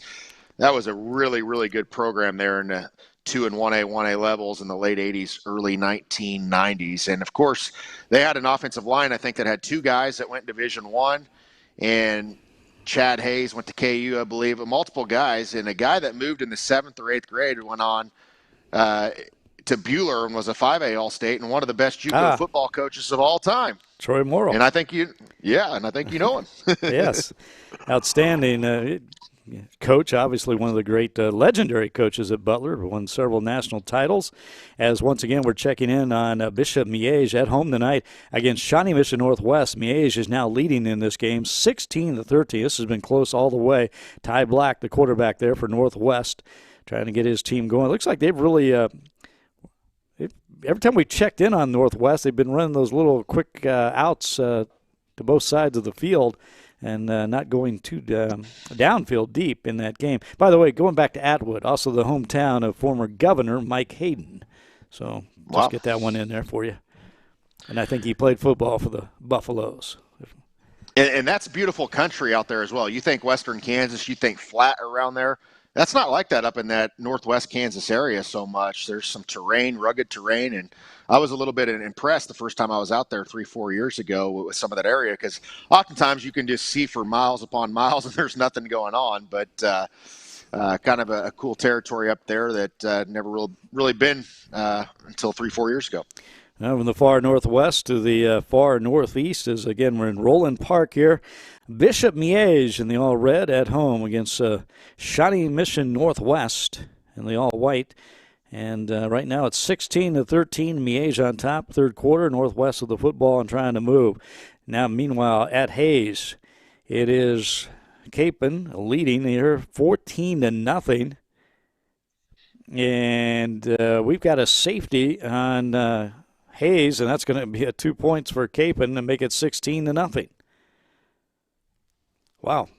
Just like that, we check in and Capon scores. Resulting in points, this one directly, or no, did they call the safety? They called the safety.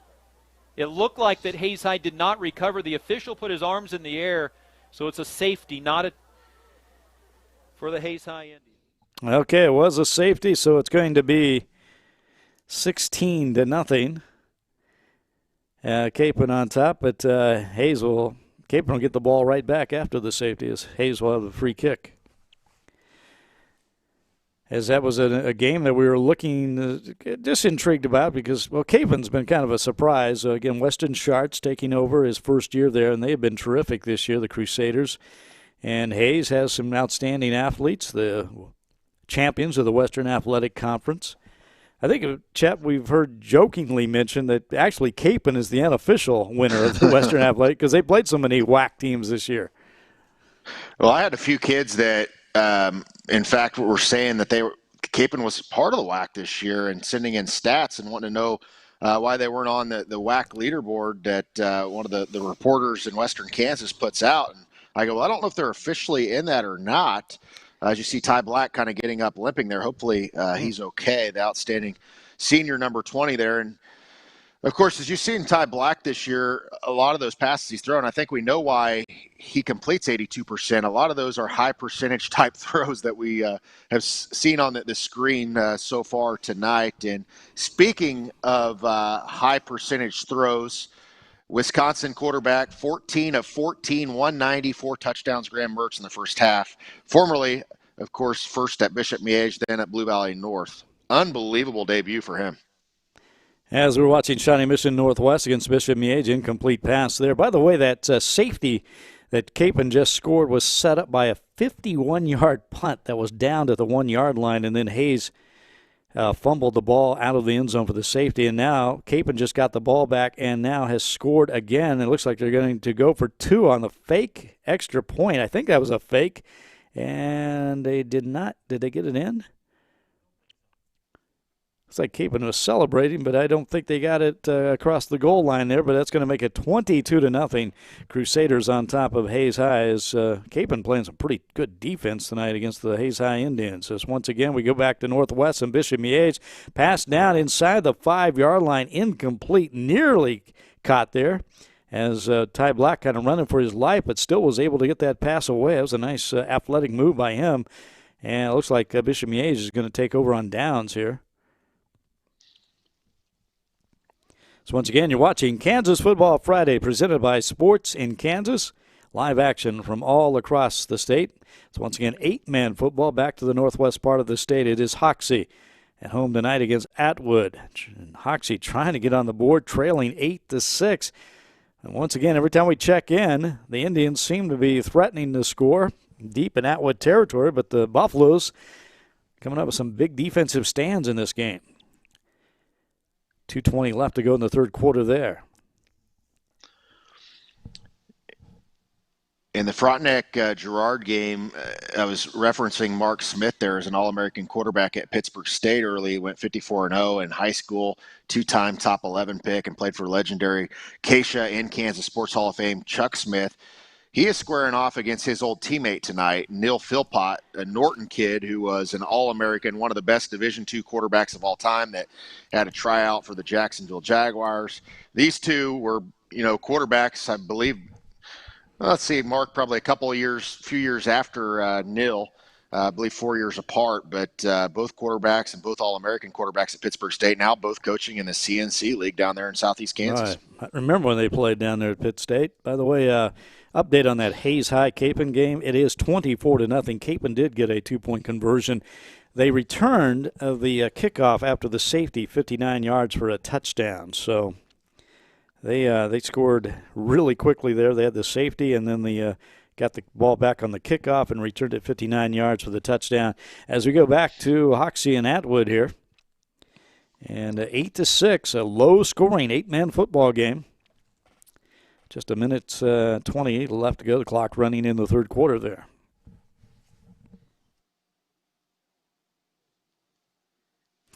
And it's 4th down and 5 for Hoxie, so another big opportunity for the Indians here, and see if Atwood can keep them out. Is that ball, the 8-yard line of Atwood?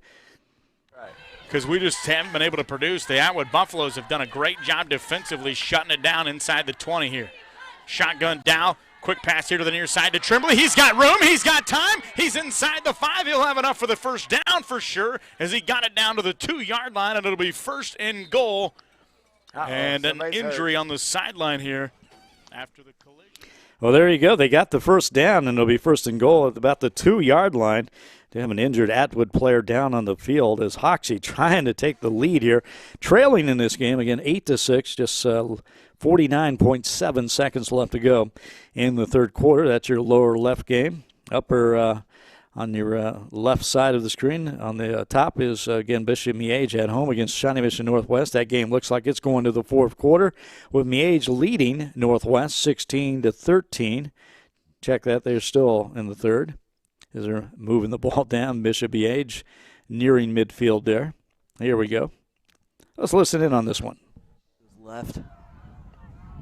He's going to take the snap, look to throw. Feeling pressure from that Cougars D-line, and he will go down at the 36-yard line, sacked by number 33, Chris Brown. Oh, big sack there for Shawnee Mission Northwest. As you heard, Chris Brown with the sack of the quarterback. Again, this game in the third quarter, 16-13. Bishop Miege on top with the football, but a big loss on that play. This looks like it's going to shape up to be a pretty good finish. It's been a good game the entire way. Defensive battle shaping up in the second half, it looks like. Stays this way. 2nd and 21, 5:20 to play here in the third quarter. Dorsey's going to take the snap. And he'll have an open man. That's number 20 for the Stags. Number 20, Henry Coons. And that will give the Stags a first down. Well, Bishop Miege comes right back with a first down play on the pass completion there. Once again, Bishop Miege lost big last week at home against a very good Bishop Carroll team. If you just joined us, Bishop Carroll 35-14 over St. Thomas Aquinas tonight. Hoxie finally gets in. Play.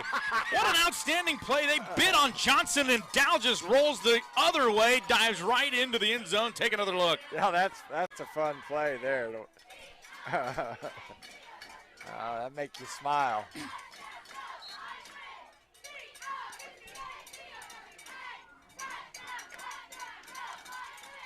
What a great play. Wow, that is very neat. Okay, here, we need this. We need this. Gotta have it. Hands it off up the middle. Gorley's got all kinds of daylight into the end zone. Good for the 2-point conversion. And that was big right there for the Indians. That makes it a 14-8 lead here for Hoxie, up by 6. We'll take a timeout. We'll come back with more right after this. Well, there you go. The Hoxie Indians finally getting on the board here in the second half. They had been close a couple of times. If they get in and the 2-point conversion, take that 14-8 lead over Atwood. And again, that's 8-man football as we go back to Frontenac. It looks like the Raiders are about to score again here as they lead 20-0.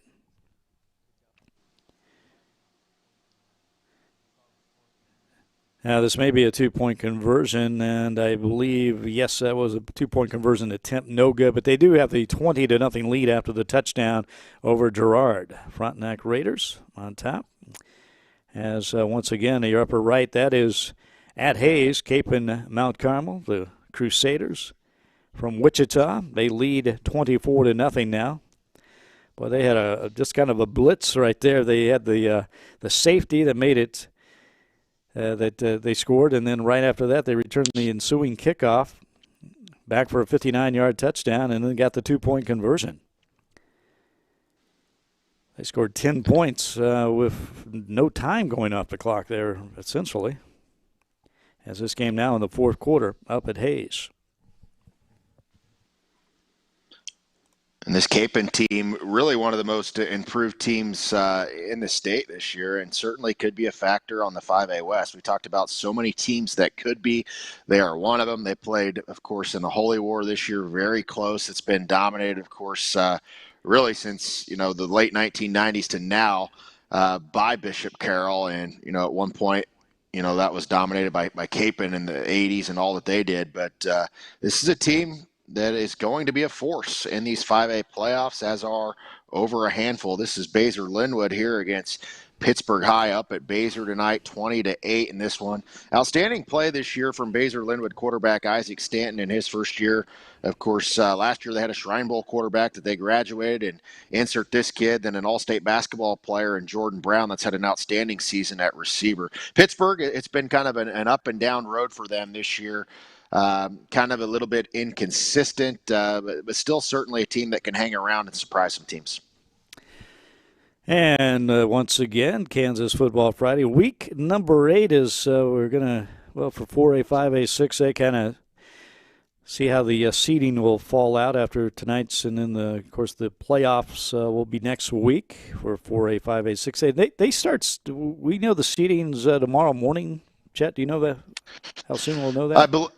I believe so. I think that'll all be determined. I know that Matt Gilmore of K-Preps will probably have something out. It won't be official, but, Matt's one of those guys that can kind of format and put stuff together kind of on points and, head-to-head, all those different scenarios and things like that. We were talking about the Hoxie Atwood. Atwood's 2-0 in the district. Hoxie's 3-0. So if Atwood were to win, they would win this district. Hoxie's already punched a ticket to the playoffs. But still other teams are up in the air tonight to see who does make the 4 of the 6 spots. Because in 8-man 1, 8-man Division 2, 4 teams of the 6-team districts make the playoffs. 1A, I believe on how that works, I think they still do it that way where everybody's going to make the playoffs. And 2A, of course, 4 of the 6 make them. And 3A, 4 of the 6 make them as far as district play. And then 4A, 5A, 6A, we don't do districts. We seed them out east and west. And, if you're a team like Paola and you finish 8-0 on the year and Ottawa finishes 1-7 on the year, you're playing 1 versus 16, and the higher seed is the host. So that's how that works. So that's my problem with that, Leon, because if Bishop Miege loses tonight, all of a sudden they're 2-4, and they could be sitting like at the 13 seed. But they're a pretty good football team, as we know, and they played a really difficult schedule as well. Once again, 8-man football here. Hoxie has just gone up 14-8 over Atwood, as this game now in the fourth quarter. Atwood with the football. By the way, quite a game of Hutchinson and Mays. Mays has just scored a touchdown. Josh Sanders a long run, and Mays now leads 21-20 over the Salthawks. With about 8:51 left to go in the fourth quarter there. As once again, Atwood, the Buffaloes with the football and trying to throw it. And they I thought he had him. Just out of his reach. Nice attempt there, though. Quarterback on the run, running for his life, and got rid of it. Incomplete pass, though. As once again, we go back to Pittsburgh and Basehor Linwood.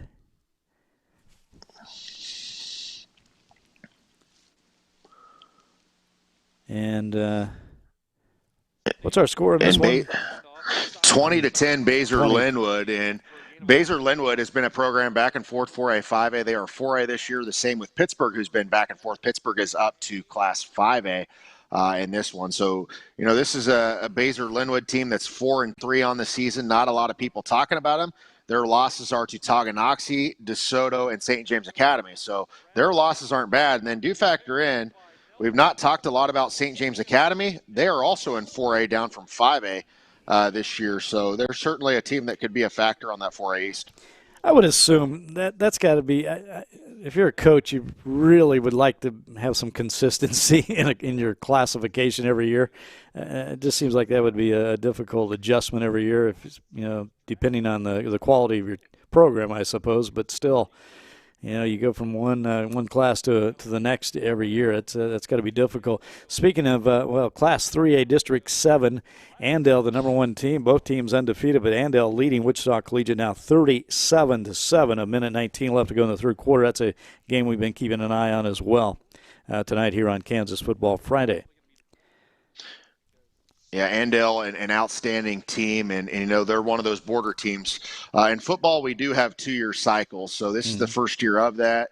And every other thing is counted every year, which that enrollment just came out not too long ago. So some of the teams were playing volleyball at the beginning of the year, not knowing what class they were in, and got moved to classes. So those enrollments that they base off of, the September enrollment count, those are done every single year for all other sports, whereas football, that's in a 2-year cycle to lock you in for a home and away. So it is a 2-year deal, but it still is difficult because we have a lot of teams moving back and forth. And then all of a sudden we've had new schools open. So, where I'm from, it was always, Coffeyville, Pittsburgh, Fort Scott, Independence, even Labette County, for that matter, and schools like that, even Parsons. Those were 5A teams. That's what you knew them as. I even think one year maybe Great Bend was a 6A program. They were. Maybe years yes. ago. Yes. They were 6A for quite a while, actually. Wow. And as schools open up, Leon, and what I mean by that, Olathe West, Olathe Northwest, Goddard, Eisenhower, schools that weren't around, May South in the last 10, 15 years, what that's done is that's pushed those programs that we knew as 5A towns, 5A teams, down to other classes. So they're kind of right on that border of being 4A, 5A teams. And certainly a lot of those schools like your Great Bends, your Hayes, your Pittsburgh Highs, your Fort Scotts are in that range. Shawnee Northwest has just got the ball down at the Bishop Miege 5-yard line. That was first and goal to go, and they just ran it out of bounds on the right side. Maybe a pickup of a yard or two on the play out. It's going to be down at the 3-yard line, so Northwest threatening to take the lead here on Bishop Miege. Miege leading 16-13 in the third quarter. We are sorry, folks. We're kind of confused up here. Mitchell will get the ball and be marked at the 1-yard line. Well, as you heard there, ball marked at the 1-yard line, so that's going to bring up third and goal as the Miege defense trying to come up a goal line stand against Shawnee Mission Northwest. By the way, another game we were checking in on earlier, a kind of a unique matchup, 6A Dodge City at 4A Ulysses. Dodge City now leading that game in the third quarter, 35-0. Alden Nedler with a 16-yard run. Let's listen in here. And it'll be a QB sneak. Does Ty Black have enough for the score? Are they going to mark him short? The refs are getting down to it. Wow. I thought he got in. I think he did as well. Chet, I thought he got in too. It's too hard for me to tell. I don't know how you can tell if he did or not. I'm not looking down the line like the officials are, but left here. Wow. Third quarter, I believe. 4th down, I believe. Yes, 4th and goal. Yes, 2.8 seconds in the third quarter. And the Cougars are short on 3rd down. It'll be 4th and goal right at the 1 yard line. They do here. Wow. Now they can tie it up with a field goal, but and I think the Cougars that's going to be the end of the third quarter. I think, yeah. After that, it is the end of the third quarter. So they're going to walk it the other way. We'll check in on that and see what the decision they'll make. I got a feeling he's going to go for it. Well, they went for it for the 2-point conversion against Aquinas a few weeks ago that we saw. It came up short in that one, but I think you got to go for it as well in this scenario. You're on the 1 yard line, the 1 inch line, and maybe they got in, maybe they didn't there, but give it one more effort and see if we can get in here. Wichita East leads Wichita West 16-8 at the end of the third quarter. That's kind of a low-scoring game for those East Blue Aces. They've been putting up some big numbers as they lost last week against Wichita Northwest 17-2. Northwest not only has a high-powered offense, they play some pretty good defense now. Mark Marinelli is their defensive coordinator in his second year. That was kind of the knock against Northwest. They were all scoring. They scored too fast, we heard, and they didn't have much of a defense, so they were getting up a lot of points a couple years ago. And then last year, though, they really brought the defense and nearly pulled off a state championship in Class 5A, but lost to Mill Valley. As let's go back to Bishop Miege here as we're getting ready at Shawnee Mission Northwest. 4th and goal, and we mean really 4th and the goal line, as they are just about a foot away, and they are going to go for it, I think. Yes, they are. As Ty Black and his offense comes out of there, the Cougars trying to score a touchdown. Let's listen in. Black will take it. And get Easily a touchdown Northwest. Ty Black on the keeper, the QB sneak. Yeah, no doubt about it that time. They pushed him in and got him in, and that's a touchdown for Northwest, and they'll take an 18-16 lead with the extra point coming up here. Let's see if they are 19-16.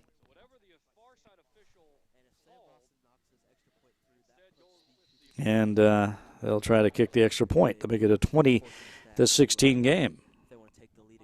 A very important extra point here.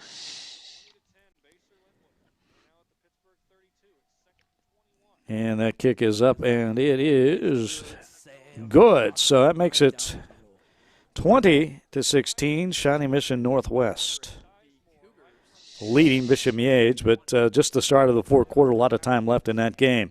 Back to Hoxie and Atwood. Hoxie leading 14-8 in this 8-man battle. 7:18 left to go in the game. Hoxie scored a touchdown at the end of the third quarter to take this 14-8 lead. A low-scoring game again, especially for 8-man football. And for the district championship here in this matchup, of course, more wins in district play Hoxie, but with a loss, that would leave Atwood undefeated in district and give them the district championship.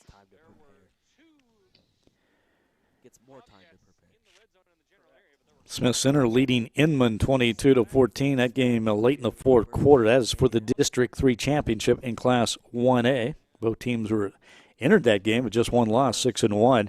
Here's a long play for Hoxie, still on his feet, breaking tackles and down deep inside. That is near the 10-yard line of Atwood. That's a big play for the Hoxie Indians right there. And back to some more 8-man football. This is Leota now leading at South Gray, 48-12. They've really broken this one open. And again, this has been an impressive team this year. We had a matchup with them at Hodgman County in Jetmore, and we thought that was going to be a competitive game. That one ended at halftime. So the Leota Indians, a bit of a surprise in 8-man football this year, and they are an outstanding team. Here come the Hoxie Indians. Power sweep that right side and nearly into the end zone, just down at the goal line. Hoxie trying to put this one away, leading 14-8, 6:59 left to go in the fourth quarter. As you see the ball marked right there in front of the goal line. And Mays leading Hutchinson 21-20 in the fourth quarter of that game. So an outstanding football game. In that, Hutch has been a huge surprise. They're down to Class 5A this year. Not that Mays is necessarily a surprise, but Mays beating Derby last week. Josh Sanders has been outstanding since coming over from Heights, and just a great job this year by both of those programs, and a showdown right now in Class 5A ABCTL1.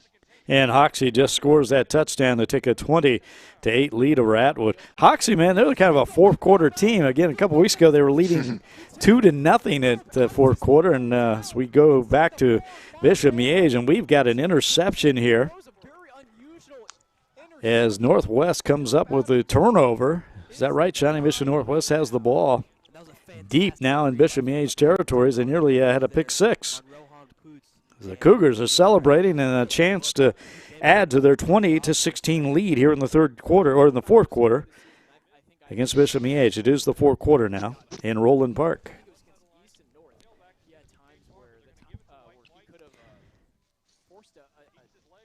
Baser Linwood leading here against Pittsburgh again, 20-10, as we bounce around the state. Kind of staying in the eastern part here a little bit in the Kansas City area.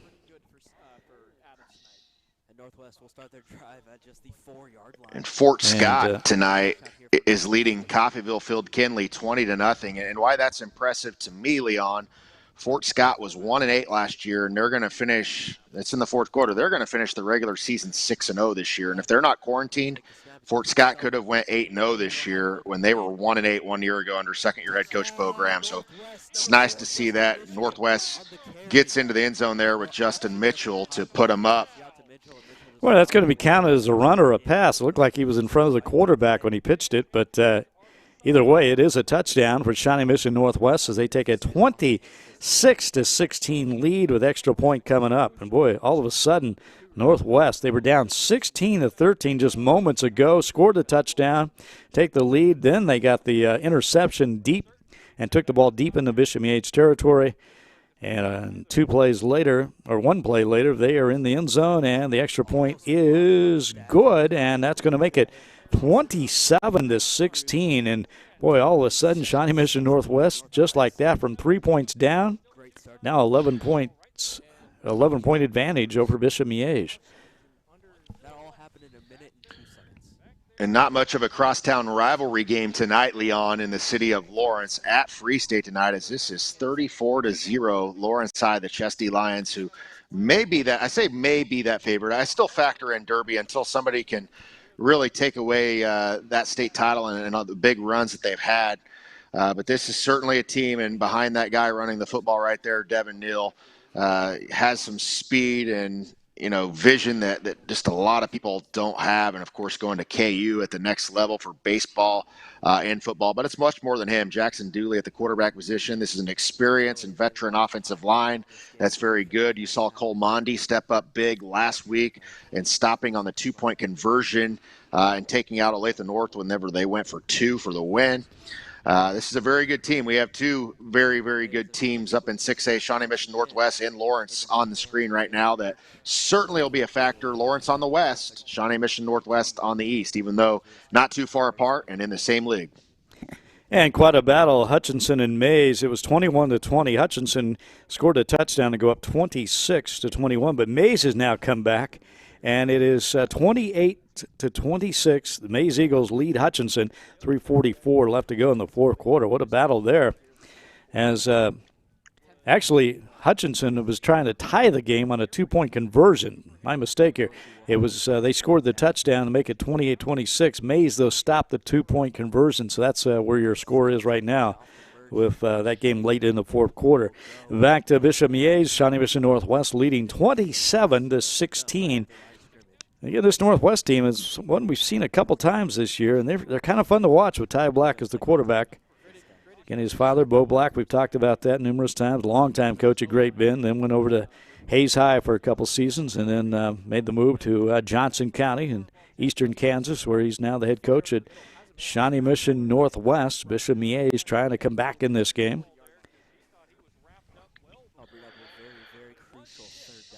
Once again, it's week number 8 for Kansas high school football on a chilly, cold Friday night across the state. Here's a new game for us, and this is Eudora against Spring Hill.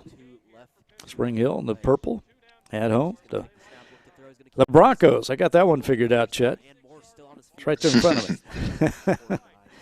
Against Eudora, and it is Eudora leading. Well, Spring Hill just scored the touchdown as they'll take a 20-16 lead of 1:15 left to go in the fourth quarter. This is a good one. Touchdowns have come on quarterback runs, and for the first time tonight, Spring Hill takes the lead with 1:15 left in regulation. Spring Hill in Johnson County, just south of Overland Park, Olathe area, and that's an area that's really growing. That's probably a high school that's going to keep. So we're going to see a enrollment increase over the next few years as they'll go for two here. The Broncos trying to get it in and not there. Eudora comes up with a stop. That makes it 20-16 of 1:15 left to go in that football game. Once again, back to Bishop Miege, and boy, Dorsey in trouble. Just threw that one away as Northwest of a lot of momentum, scoring 14 unanswered points here at the end of the third quarter, and then to start the fourth quarter to take this 27-16 lead.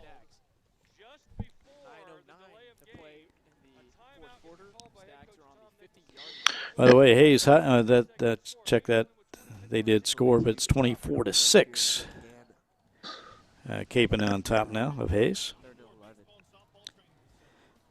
And looks like Hoxie just scored again. Looks like they're going to make it look like a blowout here. Again, this is the replay right here. They are a fourth quarter team. When they put those four fingers in the air, they mean it. This is the second time we've seen them explode for a big fourth quarter. Tremendous long pass there and a terrific catch and a touchdown and a nice celebration on the replay there as well. But Hoxie now up 28-8. They were down 8-6 at the end of the near the end of the third quarter, and they have come back as they're going for two, and they don't get it. But that is 22 unanswered points in a very short time.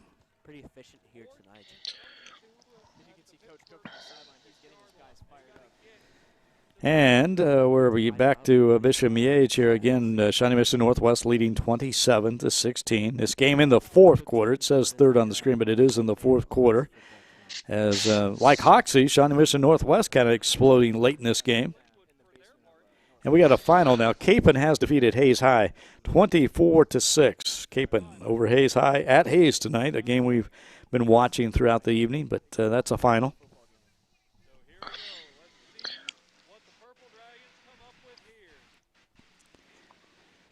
Once again, you're watching Kansas Football Friday, presented by Sports in Kansas on this week number 8. Next week, it's the playoffs as we go back to Spring Hill against Eudora. Spring Hill leading 20-16. Eudora with the football.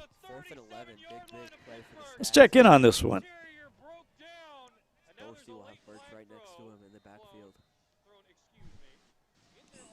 Well, maybe we don't have that one. I'm sorry. Third offense. And there we go. Right now, that's not an option for them. Yeah, Eudora with time running out here. 1:05 left to go in the game. They got the football on their own 20-yard line. Down by 4. Bender comes left. Eder goes right. Reason takes a deep shot. Nobody there. It's tipped up and picked off. Brady Larson on the interception after the tip by Lakin. There you go. That's pretty much going to wrap it up as Spring Hill comes up with the interception, and that should do it with 58 seconds left to go in that game. Spring Hill scoring a go-ahead touchdown late to go up 20-16, and now come up with the interception. And the Broncos of Spring Hill celebrating on the sidelines there, upper right of your screen as we're back to 4 games going on here. Bishop Miege and Shawnee Mission Northwest, and then back here. And how about this one? Tri-Plains Brewster at Wheatland Grinnell. Another 8-man game. 36-30 is our score there. And Wheatland Grinnell has a player, number 21, I believe, Trevor Zarbi-Nicky. He is a player. He's about 6'3", 248 pounds, seen him at some combines, and a really good-looking player on your screen there. And as I said, there's players at all levels here. And I know this game is not at Brewster, but I don't know if you've ever been to Brewster's Field where the Mountain Time Zone starts to begin there on I-70. But there's grain bins that overlook. It's actually on the backdrop of my Twitter profile on my personal I have Twitter seen account. that. Yes, yeah. It's a really, really cool photo. And, of course, that's a co-op because, Triplanes Winona, was a school, and then a Brewster was a school. Now they co-op together to play 8-man football. The same way here with, Wheatland Grinnell, I believe, is a consolidation, but it was a co-op back in the day. Wheatland High School and Grinnell High School. And Grinnell's in Grinnell, and Wheatland is in Grainfield. Am I correct on that, or am I making that up? I think you're right. On that. By the way, Wheatland Grinnell leading this game 36-30. They are the home team. So Brewster, by the way, also was known for some pretty good basketball teams over the years, and of course, maybe most prominently, that was the home of Josh Reed, who went on to have a pretty good career at K-State. Yep, and he had the all-time scoring record in Kansas for about 17 years. And, in fact, I was at the game to watch Simi Ojeleye break that against Eudora back in 2013, where he scored 38.1 points per game as a senior. And you talk about sticking out. When you're playing against 3A and 4A competition, and I went to a game against Ottawa one year, he scored 53 points. And this dude could shoot threes. He was 6'8", 245, and went on to Duke, where he ended up transferring to SMU and played for Coach Jankovic and was a conference player of the year, and now is with the Boston Celtics. So Josh Reed, an outstanding player back in the day in the mid-1990s, and the Rush brothers and all that. I believe they placed pretty high at that Dodge City Tournament of Champions as a tiny little 1A school. Yeah, I think you're right. And Brewster just had a tremendous basketball tradition going all the way back, into the 60s and 50s as well. And, by the way, Grinnell, Kansas, is also the home of Ray Bouchard, the outstanding and very successful volleyball coach at the University of Kansas. Also the brother of Harold Bouchard, who's an outstanding sports writer in the state of Kansas, veteran sports writer, has been around for a long time, and a very proud Grinnellian, if that's the right word. There's a lot of people from there. A guy that works with Mammoth Sports Construction is from Grinnell. A guy that I'm friends with down in southeast Kansas that was at Colgan and Joplin. He's from there. Rose Hill coach, I believe, is from there. I know I get either from one or the other of this co-op, but it's crazy when you start to talk to people and figure out where everybody's from, and it's crazy how towns change over time. I was in Waukeeny, Kansas today, and the administrator there told me Waukeeny was a 4A high school in 1978, and they are an 8-man Division I now. That almost sounds amazing. Sounds made up. I know we can talk about it from the other perspective that Mays High School was like a 2A, 3A, and of course Wichita grew so big now they had to split into two 6A or two 5As when they were a huge 6A. But how about that? A school that was 4A in the 1970s to now being 1A 8-man. Kind of a sign of the times in some of the rural areas of the state of Kansas, as we've seen a lot of schools. And I always talk about Ashland. They were a pretty good 11. Well, they were a really good 11-man football team. It doesn't seem that long ago. They're now playing 6-man football. Yep. We're seeing more 6-man teams, and we've talked about that the last few weeks. And maybe they're independent from the Kansas State High School Activities Association right now, but maybe they'll be included if more teams are compete on the 6-man level. But right now they're independent. As we are checking in on what have we got? Platte County, Missouri at Lansing. Platte County leading 14-0. We've seen a lot of interstate games this year because teams trying to mix and match their schedules. And here's another one, Platte County, suburban Kansas City, leading Lansing 14-0. They're actually not very far apart. Yeah, very close the river trip really. There. And a very good program. Platte County is a really good sports town, really good football program, and incomplete passer. I thought he caught it at first there as Shawnee Mission Northwest looks to increase their lead in this one. And back to Shawnee Mission Northwest, we talk a lot about Steve Rampy, the head coach at Lawrence High School, and has really elevated them. Steve Rampy has 2 sons. And how about this? They're not doing probably much talking right now at the dinner table when they meet up. Steve Rampy is the head coach at Lawrence. They are the #1 team in all classes. Steve Rampy's son, Zach Rampy, who won the Simonian, is assistant coach at Shawnee Mission Northwest. Steve Rampy's other son, Luke Rampy, is an assistant coach at Olathe North. Those are 3 of the best teams in 6A, and all family members there. How about that? Wow. And right now, Shawnee Mission Northwest leading here against Bishop Miege 27-16. If you just joined us, it was 16-13. Bishop Miege led late in the third quarter. Northwest scored to start the fourth. They got an interception, scored again, and again, 14 unanswered points in a very short time, and they lead 27-16 as Bishop Miege with the football deep in their own territory trying to get something going. But, boy, here comes that Northwest defense again, and it looks like, yes, a sack on the play. Man, they have really been in the Miege backfield tonight. Yeah, I think this is more of a complete team than we've seen of Shawnee Mission Northwest. For a lot of years, they've had some pretty big, high-flying offenses with pretty good quarterback play, whether that's been the Stewart kid or, of course, Ty Black the last 3 years, Ty Lindeman at the receiver position. And now all of a sudden you add in a really good defense this year as well and a good offensive line and some other weapons. It's a pretty complete team and will certainly be a factor on the 6A East. By the way, Patrick Mahomes is now tweeting about Graham Mertz. He's been watching his college debut, the young man from Blue Valley North. And so, if you caught Patrick Mahomes' attention, you know you're doing something right. Again, the young man from Blue Valley North out to an outstanding debut in his first start tonight for the Wisconsin Badgers, taking on the Illinois Illini. And once again, we're back to 8-man football, as this is Tri-Plains Brewster at Wheatland Grinnell. A lot of names now of these consolidated schools. Wheatland Grinnell leading 36-30 with the football. And some running room here. Knocked out of bounds near the 12-yard line.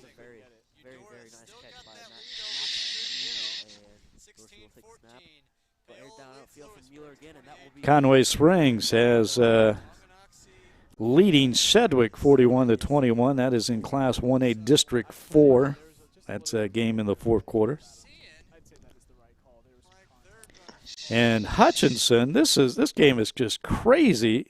Hutchinson has now taken a 32-28 lead over Mays, scoring late with 7 seconds left to go in that football game. Wow. Wow, the Salthawks, they're for real. Mays is a good football team. And nobody was expecting it this year. And, a little bit of a drop-off, of course. And a lot of these guys that are playing as seniors now have taken their shots the last 3-4 years. And finally to that point where they're improved. And Coach Vernon is known for doing some turnarounds and, of course, had some pretty good success at Nickerson, was a longtime assistant for Randy Dreiling. And even Cornelson had him going a little bit, played for a state title, were runner-up before he went to Gardner Edgerton. But the last 3-4 years, it's been a little bit of a drop-off. And now we're seeing Hutchinson and football again in the same sentence. Some of those programs that were, for good for a long time. I know Hutchinson was horrible until Randy Dreiling got there and one of the best turnarounds. But schools that are struggling right now, the Salina schools are really struggling here in recent memory. And for years, Leon, it seemed like we were talking about Salina Central or Salina South, at least in my lifetime. In some of those schools, you just don't really talk about a whole lot. One of those schools we are talking about a lot is in our right corner, Perry LeCompton, all over Santa Fe Trail tonight. Of course, we saw Perry last week losing in a close one. It was 10-0. That was deceiving because it was 0-0 against Topeka Hayden until 1:28, where they kicked a short field goal, then a squib kick, got the ball back. We're going to nil it out, and then ended up running one in to make it 10-0. But Perry LeCompton, the Cause, they are certainly going to be a factor in the Class 3A playoffs. Yeah, leading big there as we see 52-6. By the way, the Mays Eagles, win or lose, they play some exciting football. Their games seem to always go down to the final seconds. They won last week against Derby for the first time ever. And tonight looks like they're going to lose against Hutchinson, but Hutchinson scoring in the final seconds. Wichita East has defeated Wichita West 22-8 in the City League. Wichita. as Hoisington has defeated Beloit 26-20 at Hoisington team at home tonight. And the Cardinals have won their 17th straight home game as Holt Hanslick had 14 carries, 100 yards, 2 touchdowns, and he also caught a pass for a touchdown. So nice game for Holt as Hoisington, a team we saw a couple times this season.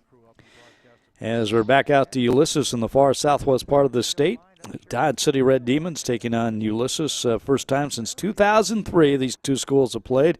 Again, Dodge City a 6A school, Ulysses 4A, and Dodge City up 35-0, and just scored again on a touchdown pass into the end zone. Score of the season, and Dodge City continues to pile it on. It's now 41-0 with 3:10 to go. Well, it's the fourth catch of the night for Wilson. This time he gets the touchdown, 21 yards from Tucker Smith. And Dodge City adds on here late in the fourth quarter. Phil Stevenson there on the color as Sean Boston on the play-by-play, our good friends from Dodge City, as the Red Demons looking to add on to the total here, and the extra point is that blocked? I believe it was. Yeah, and it's got it off extremely late, and that one almost just kicked it right at the guy after he was there. Speaking of Ulysses, Leon, I know we've talked about their weird opponents, or not weird, but uncommon opponents. Out of all teams in Kansas over time, do you feel like Ulysses has played the most random teams because of where they're located and the situation they're in? I mean, heck, I was in Meade, Kansas the other day, and somebody told me that I was 60 miles from Texas. I had a hard time, thinking about that. I know I talked about that with Elkhart in New Mexico, and certainly teams in Goodland, Kansas play weird schedules, but there's been a lot of random teams play Ulysses over the years. Oh, definitely. And again, they're kind of on an island out there as the only 4A team, so they have to – I think we figured this up. Great Bend right now is the closest 4A school to Ulysses, so gives you kind of an idea. That's about a 3-hour drive. As Bishop Miege is now into the end zone for the to cut the lead now of Shawnee Mission Northwest, 27-22. Don't go away here. We're in the fourth quarter. Miege just scored. And they will go for 2, no doubt, to make it a 3-point game. Let's listen in on this, see how this turns out. If they get the PAT, they would be down 4. I see what you mean. Looks like their offense will stay out and go for it. This is crucial for Northwest. If they get the stop, it's going to be tough for the Stacks to come back. But if not, it's anyone's ball game. Cougars need this stop. Dorsey, he's going to look to take it himself, and he will get the 2-point conversion. He got the 2-point conversion. That was a nice play. There, a little trickery in the backfield. They snapped it to Dorsey of everybody else going to the left side. He gets in, and now it's a 3-point football game in the fourth quarter. Northwest on top. Give it up for the Stags staying in there and fighting in this game.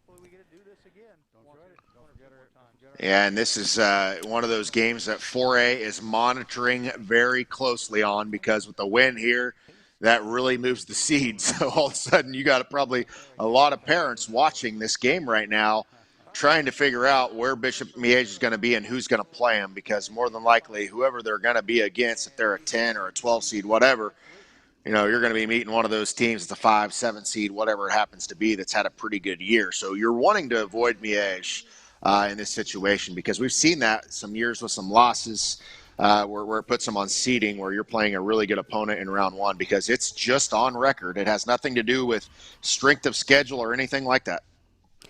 And back to 8-man football. Tri-Plains Brewster now trailing 42-30 at Wheatland Grinnell. Wheatland Grinnell has just scored a little while ago, so they're up now 42-30 with just under 3 minutes to play in that football game. That's in the far northwest part of the state.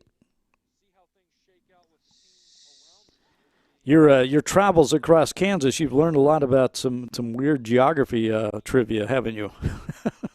Yeah, I really have. I mean, I know, I've always heard of these towns and I've driven through these towns, but until you get to talking to people and meeting people and kind of getting to know that culture or the way people, what's your I grew up in Pittsburgh, Kansas area, so Kansas City or Springfield, Missouri or Tulsa is where we go to shop and things like that. When when I ask people in Elkhart or Meade or things like that, where do you go? It's Amarillo, Texas. And then when you ask people in Goodland, it's Denver, Colorado. So that's a little bit weird for me to hear. A lot of people have Wichita as that location, or Topeka or Kansas City, whatever it is. So definitely a complete opposite where I'm from in southeast Kansas. Probably not quite as weird to you being a southwest Kansas guy, but Leon, even being from Dodge City and some of those places that you go out southwest, it's a long way just to get to some of those places. Yeah, people always thought, well, Dodge City's really far west, but there's a lot of land west of there. And you were in Elkhart a few weeks ago, and you're just not far from New Mexico, the state of New Mexico, which is always kind of surprising to some people, I think. But hey, by the way, Hoxie has gone on to win that game over Atwood 36-8. It was 8-6 at the end of the third quarter. They scored 30 unanswered points to finish off that game, 36-8. Wow. And we were just saying, oh, that's so weird, an 8-man football game that low. And sure enough, that gives you an idea how fast that you can turn it on. I got some final scores for you across the state. Derby blasting Maize South tonight, 48-10. Of course, we talked about Hutch beating Maize 32-28. Andale was up on Collegiate, I believe at last look, 43-14. Burlington beating Iola 38-0. They win their district. Galena beating Baxter Springs 42-3. A final from Wamego beating Abilene 62-12. Fort Scott beating Coffeyville. They remain unbeaten on the year at 6-0. Colgan beating Riverton to win their district 44-12 tonight. And Goddard was leading Andover 13-7 at last look in that. And I think you mentioned earlier Hoisington beating Beloit 26-20. That a little bit closer than I thought in that one. So certainly we'll figure out some things as things go final and have who's playing who, or at least an idea, and a recap tomorrow up at Sports in Kansas and things like that. So craziness going on here in Week 8 as we get to determine who's playing who next week. And this is a pretty good, well, it looks like we have maybe a good finish here. Shawnee Mission Northwest holding on to a 27-24 lead over Bishop Miege. And this game in the fourth quarter, not sure how much time is left. Miege just came back and got the touchdown, 2-point conversion to cut the lead to 3. They're trying to get the ball back, and they have a field goal kicker who can tie it up. But I'm not sure how much time is left, Northwest with the football. By the way, talking about traveling in the state, Dodge City, they won tonight at Ulysses. That game a final, I believe, 41-0 over Ulysses. But they're going to open up in the playoffs. They already know this, next week at Topeka High against the Trojans. So they're going from Ulysses tonight all the way to Topeka next week. It's better than Gardner Edgerton. Yeah, that's true. Yes, that's true. As Northwest here with the football trying to run out the clock. Let's see how much time and what's going on in this game. I believe the Stags take another timeout, and that is their last one of the game. And if you're the Cougars, you have to capitalize on this third down. You have to get this third down. This is extremely important. Okay, there's your situation. The third down coming over Northwest. So looks like Bishop Miege may have an opportunity to get the ball back if they can stop them. I'm not sure how much time is actually left in the game. Because if they do win by 4 or more, that will get them a bye next week. Chet, we know anything about Bishop Miege's field goal kicker? I know some of the Kansas City schools always are pretty tough in that. I would imagine that a school like that probably has one. Off the top of my head, I don't know, but I would imagine that, school like this, that of course always seems to have specialty players, probably has a weapon here with this. So we shall see here pretty soon. By the way, again, Hutchinson defeated Maize tonight, as we mentioned, and Mike Vernon, the head coach at Hutchinson, his first 2 seasons, Hutchinson went 2-7 and now 7-1 to finish the regular season this year. Let's listen in here. Northwest against Bishop Miege. The Cougars trying to finish it off. Himself and break a tackle. He's getting the first down. He's still on his feet. He's going, and he will slide down at the 17-yard line. And I think Ty slid on purpose. That is a very intelligent play there by Ty Black. The coach's son coming up with the smart play there. not scoring and keeping the football, and they can run the clock out here, I assume, as it's Northwest leading 27-24 with that huge first down right there. And he's added that element to his game this year, Leon. He was a guy that was throw. And now all of a sudden he's kind of a dual threat guy. And, of course, you're going to want that at the Air Force Academy. They're an academy school. They like to run the football. But he is a true dual threat. He's gotten a lot tougher and bigger in the weight room. And this is going to be an outstanding win for this program, a program that's going in the right direction, a program that certainly is going to be a factor on the 6A East. And Ty Black sealing the deal tonight, one of the best players in the state. And again, Shawnee Mission schools originally were not going to play, I think, or at least there was a discussion of not having a season. And I know Bo Black was very outspoken about letting his team play, and here they are, and outstanding season. And you're right, this is a program headed in the right direction, no doubt about it, as they are going to beat Bishop Miege, as they will run out the clock here, leading 27-24, barring any unforeseen circumstances. That game in your upper left. As we're wrapping up action across the state of Kansas tonight on this final night of the regular season high school football. And as I said, that was a low-scoring game earlier. I thought, I was like, man, that Paola-Lewisburg score's low. Well, not so much now. It's 49-7, and Paola going to remain unbeaten in the regular season. And, you know, everybody questioning, is this the year that we finally get another team in there to win a state title in Class 4A besides Bishop Miege? As this one's going final, Wheatland Grinnell with the win tonight over Tri-Plains Brewster. And that's an outstanding game, Leon, by looking at that score, 42-30. And they're lining up to shake hands. That's something kind of unusual. We don't see too much anymore. And both teams, a lot of times you see them, kind of wave to each other with the pandemic situation with the COVID. But they're lining up to congratulate each other. Not in Western Kansas. Out there, it's just like it's normal out there. We've been doing a lot of presentations and speaking tours in a lot of places. They're in masks and things like that. But a lot of these places aren't really transit cities where people are going in and out of there. It's just people from those places. So a little bit different territory. In some of these places, you may have to drive 2 hours to get to a McDonald's. And once again, Bishop Miege and Shawnee Mission Northwest, and that'll wrap that one up as Northwest comes up with a big win over Miege, 27-24. We talked about Miege not having a very good record. They're not going to have a very high seed, and they might be still a dangerous team. But you got to wonder about them maybe mentally taking these losses. They might be could they lose some confidence? They've been so dominant over the last few years, and now maybe not so much. Yeah, I mean, it's certainly going to affect them. Some games that you would have expected them to win this year that they haven't won, but they've also played a lot of really good teams as well. They're very battle-tested. You start to look up and down at their losses and who they've played compared to other teams in 4A. They are still going to be the favorite by many people out there, but all of a sudden the gap between Paola, Tonganoxie, and them is as close as it's ever been in this classification as long as I've been doing my job at Sports in Kansas. A few years ago, they played in a state title game in Class 5A, and I believe had 4 or 5 losses that year with Montel Cozart and all that. But since then, they've just been so dominant, and they've had those players, the Division Is and all that. But an outstanding week of Kansas Football Friday. I think we've figured more and more out about teams week to week, Leon, and hopefully we'll get those playoffs set and be ready to talk about a lot more football next week. And I'm just so happy that we've gotten to the point where we can have playoffs in Kansas because of the unknown coming in. So certainly teams have gotten better throughout the year and more consistent and have figured out a lot about teams after 8 weeks. Well, Chet, we've made it through this regular season. It's been fun doing this show with you. It's been unique.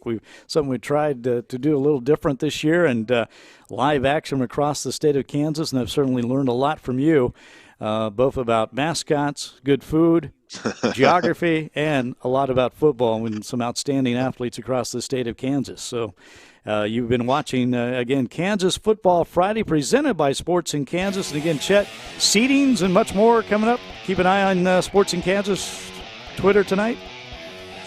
Yeah, tons of stuff coming out tonight. Connor Nickel, a recap. And as always, Leon, it's been a pleasure. I could talk to you all day on these shows. Unfortunately, we don't have 26 hours like we do with the state track and field broadcast, but a lot up at Sports in Kansas, powered by Mammoth Sports Construction, Instagram, Twitter, all that stuff. Check out for recaps and more. Football Friday night in Kansas. All right, Chet, thank you so much. And again, for our producer-director, Mike Nelson, for my co-host, Chet Copeland, for Paul Nelson on graphics in the home office in Atlanta, and, of course, our field producer, who's everywhere across the state, Michael Quaid. I'm Leon Liebel. We hope you have a great night. Have a great weekend, everybody.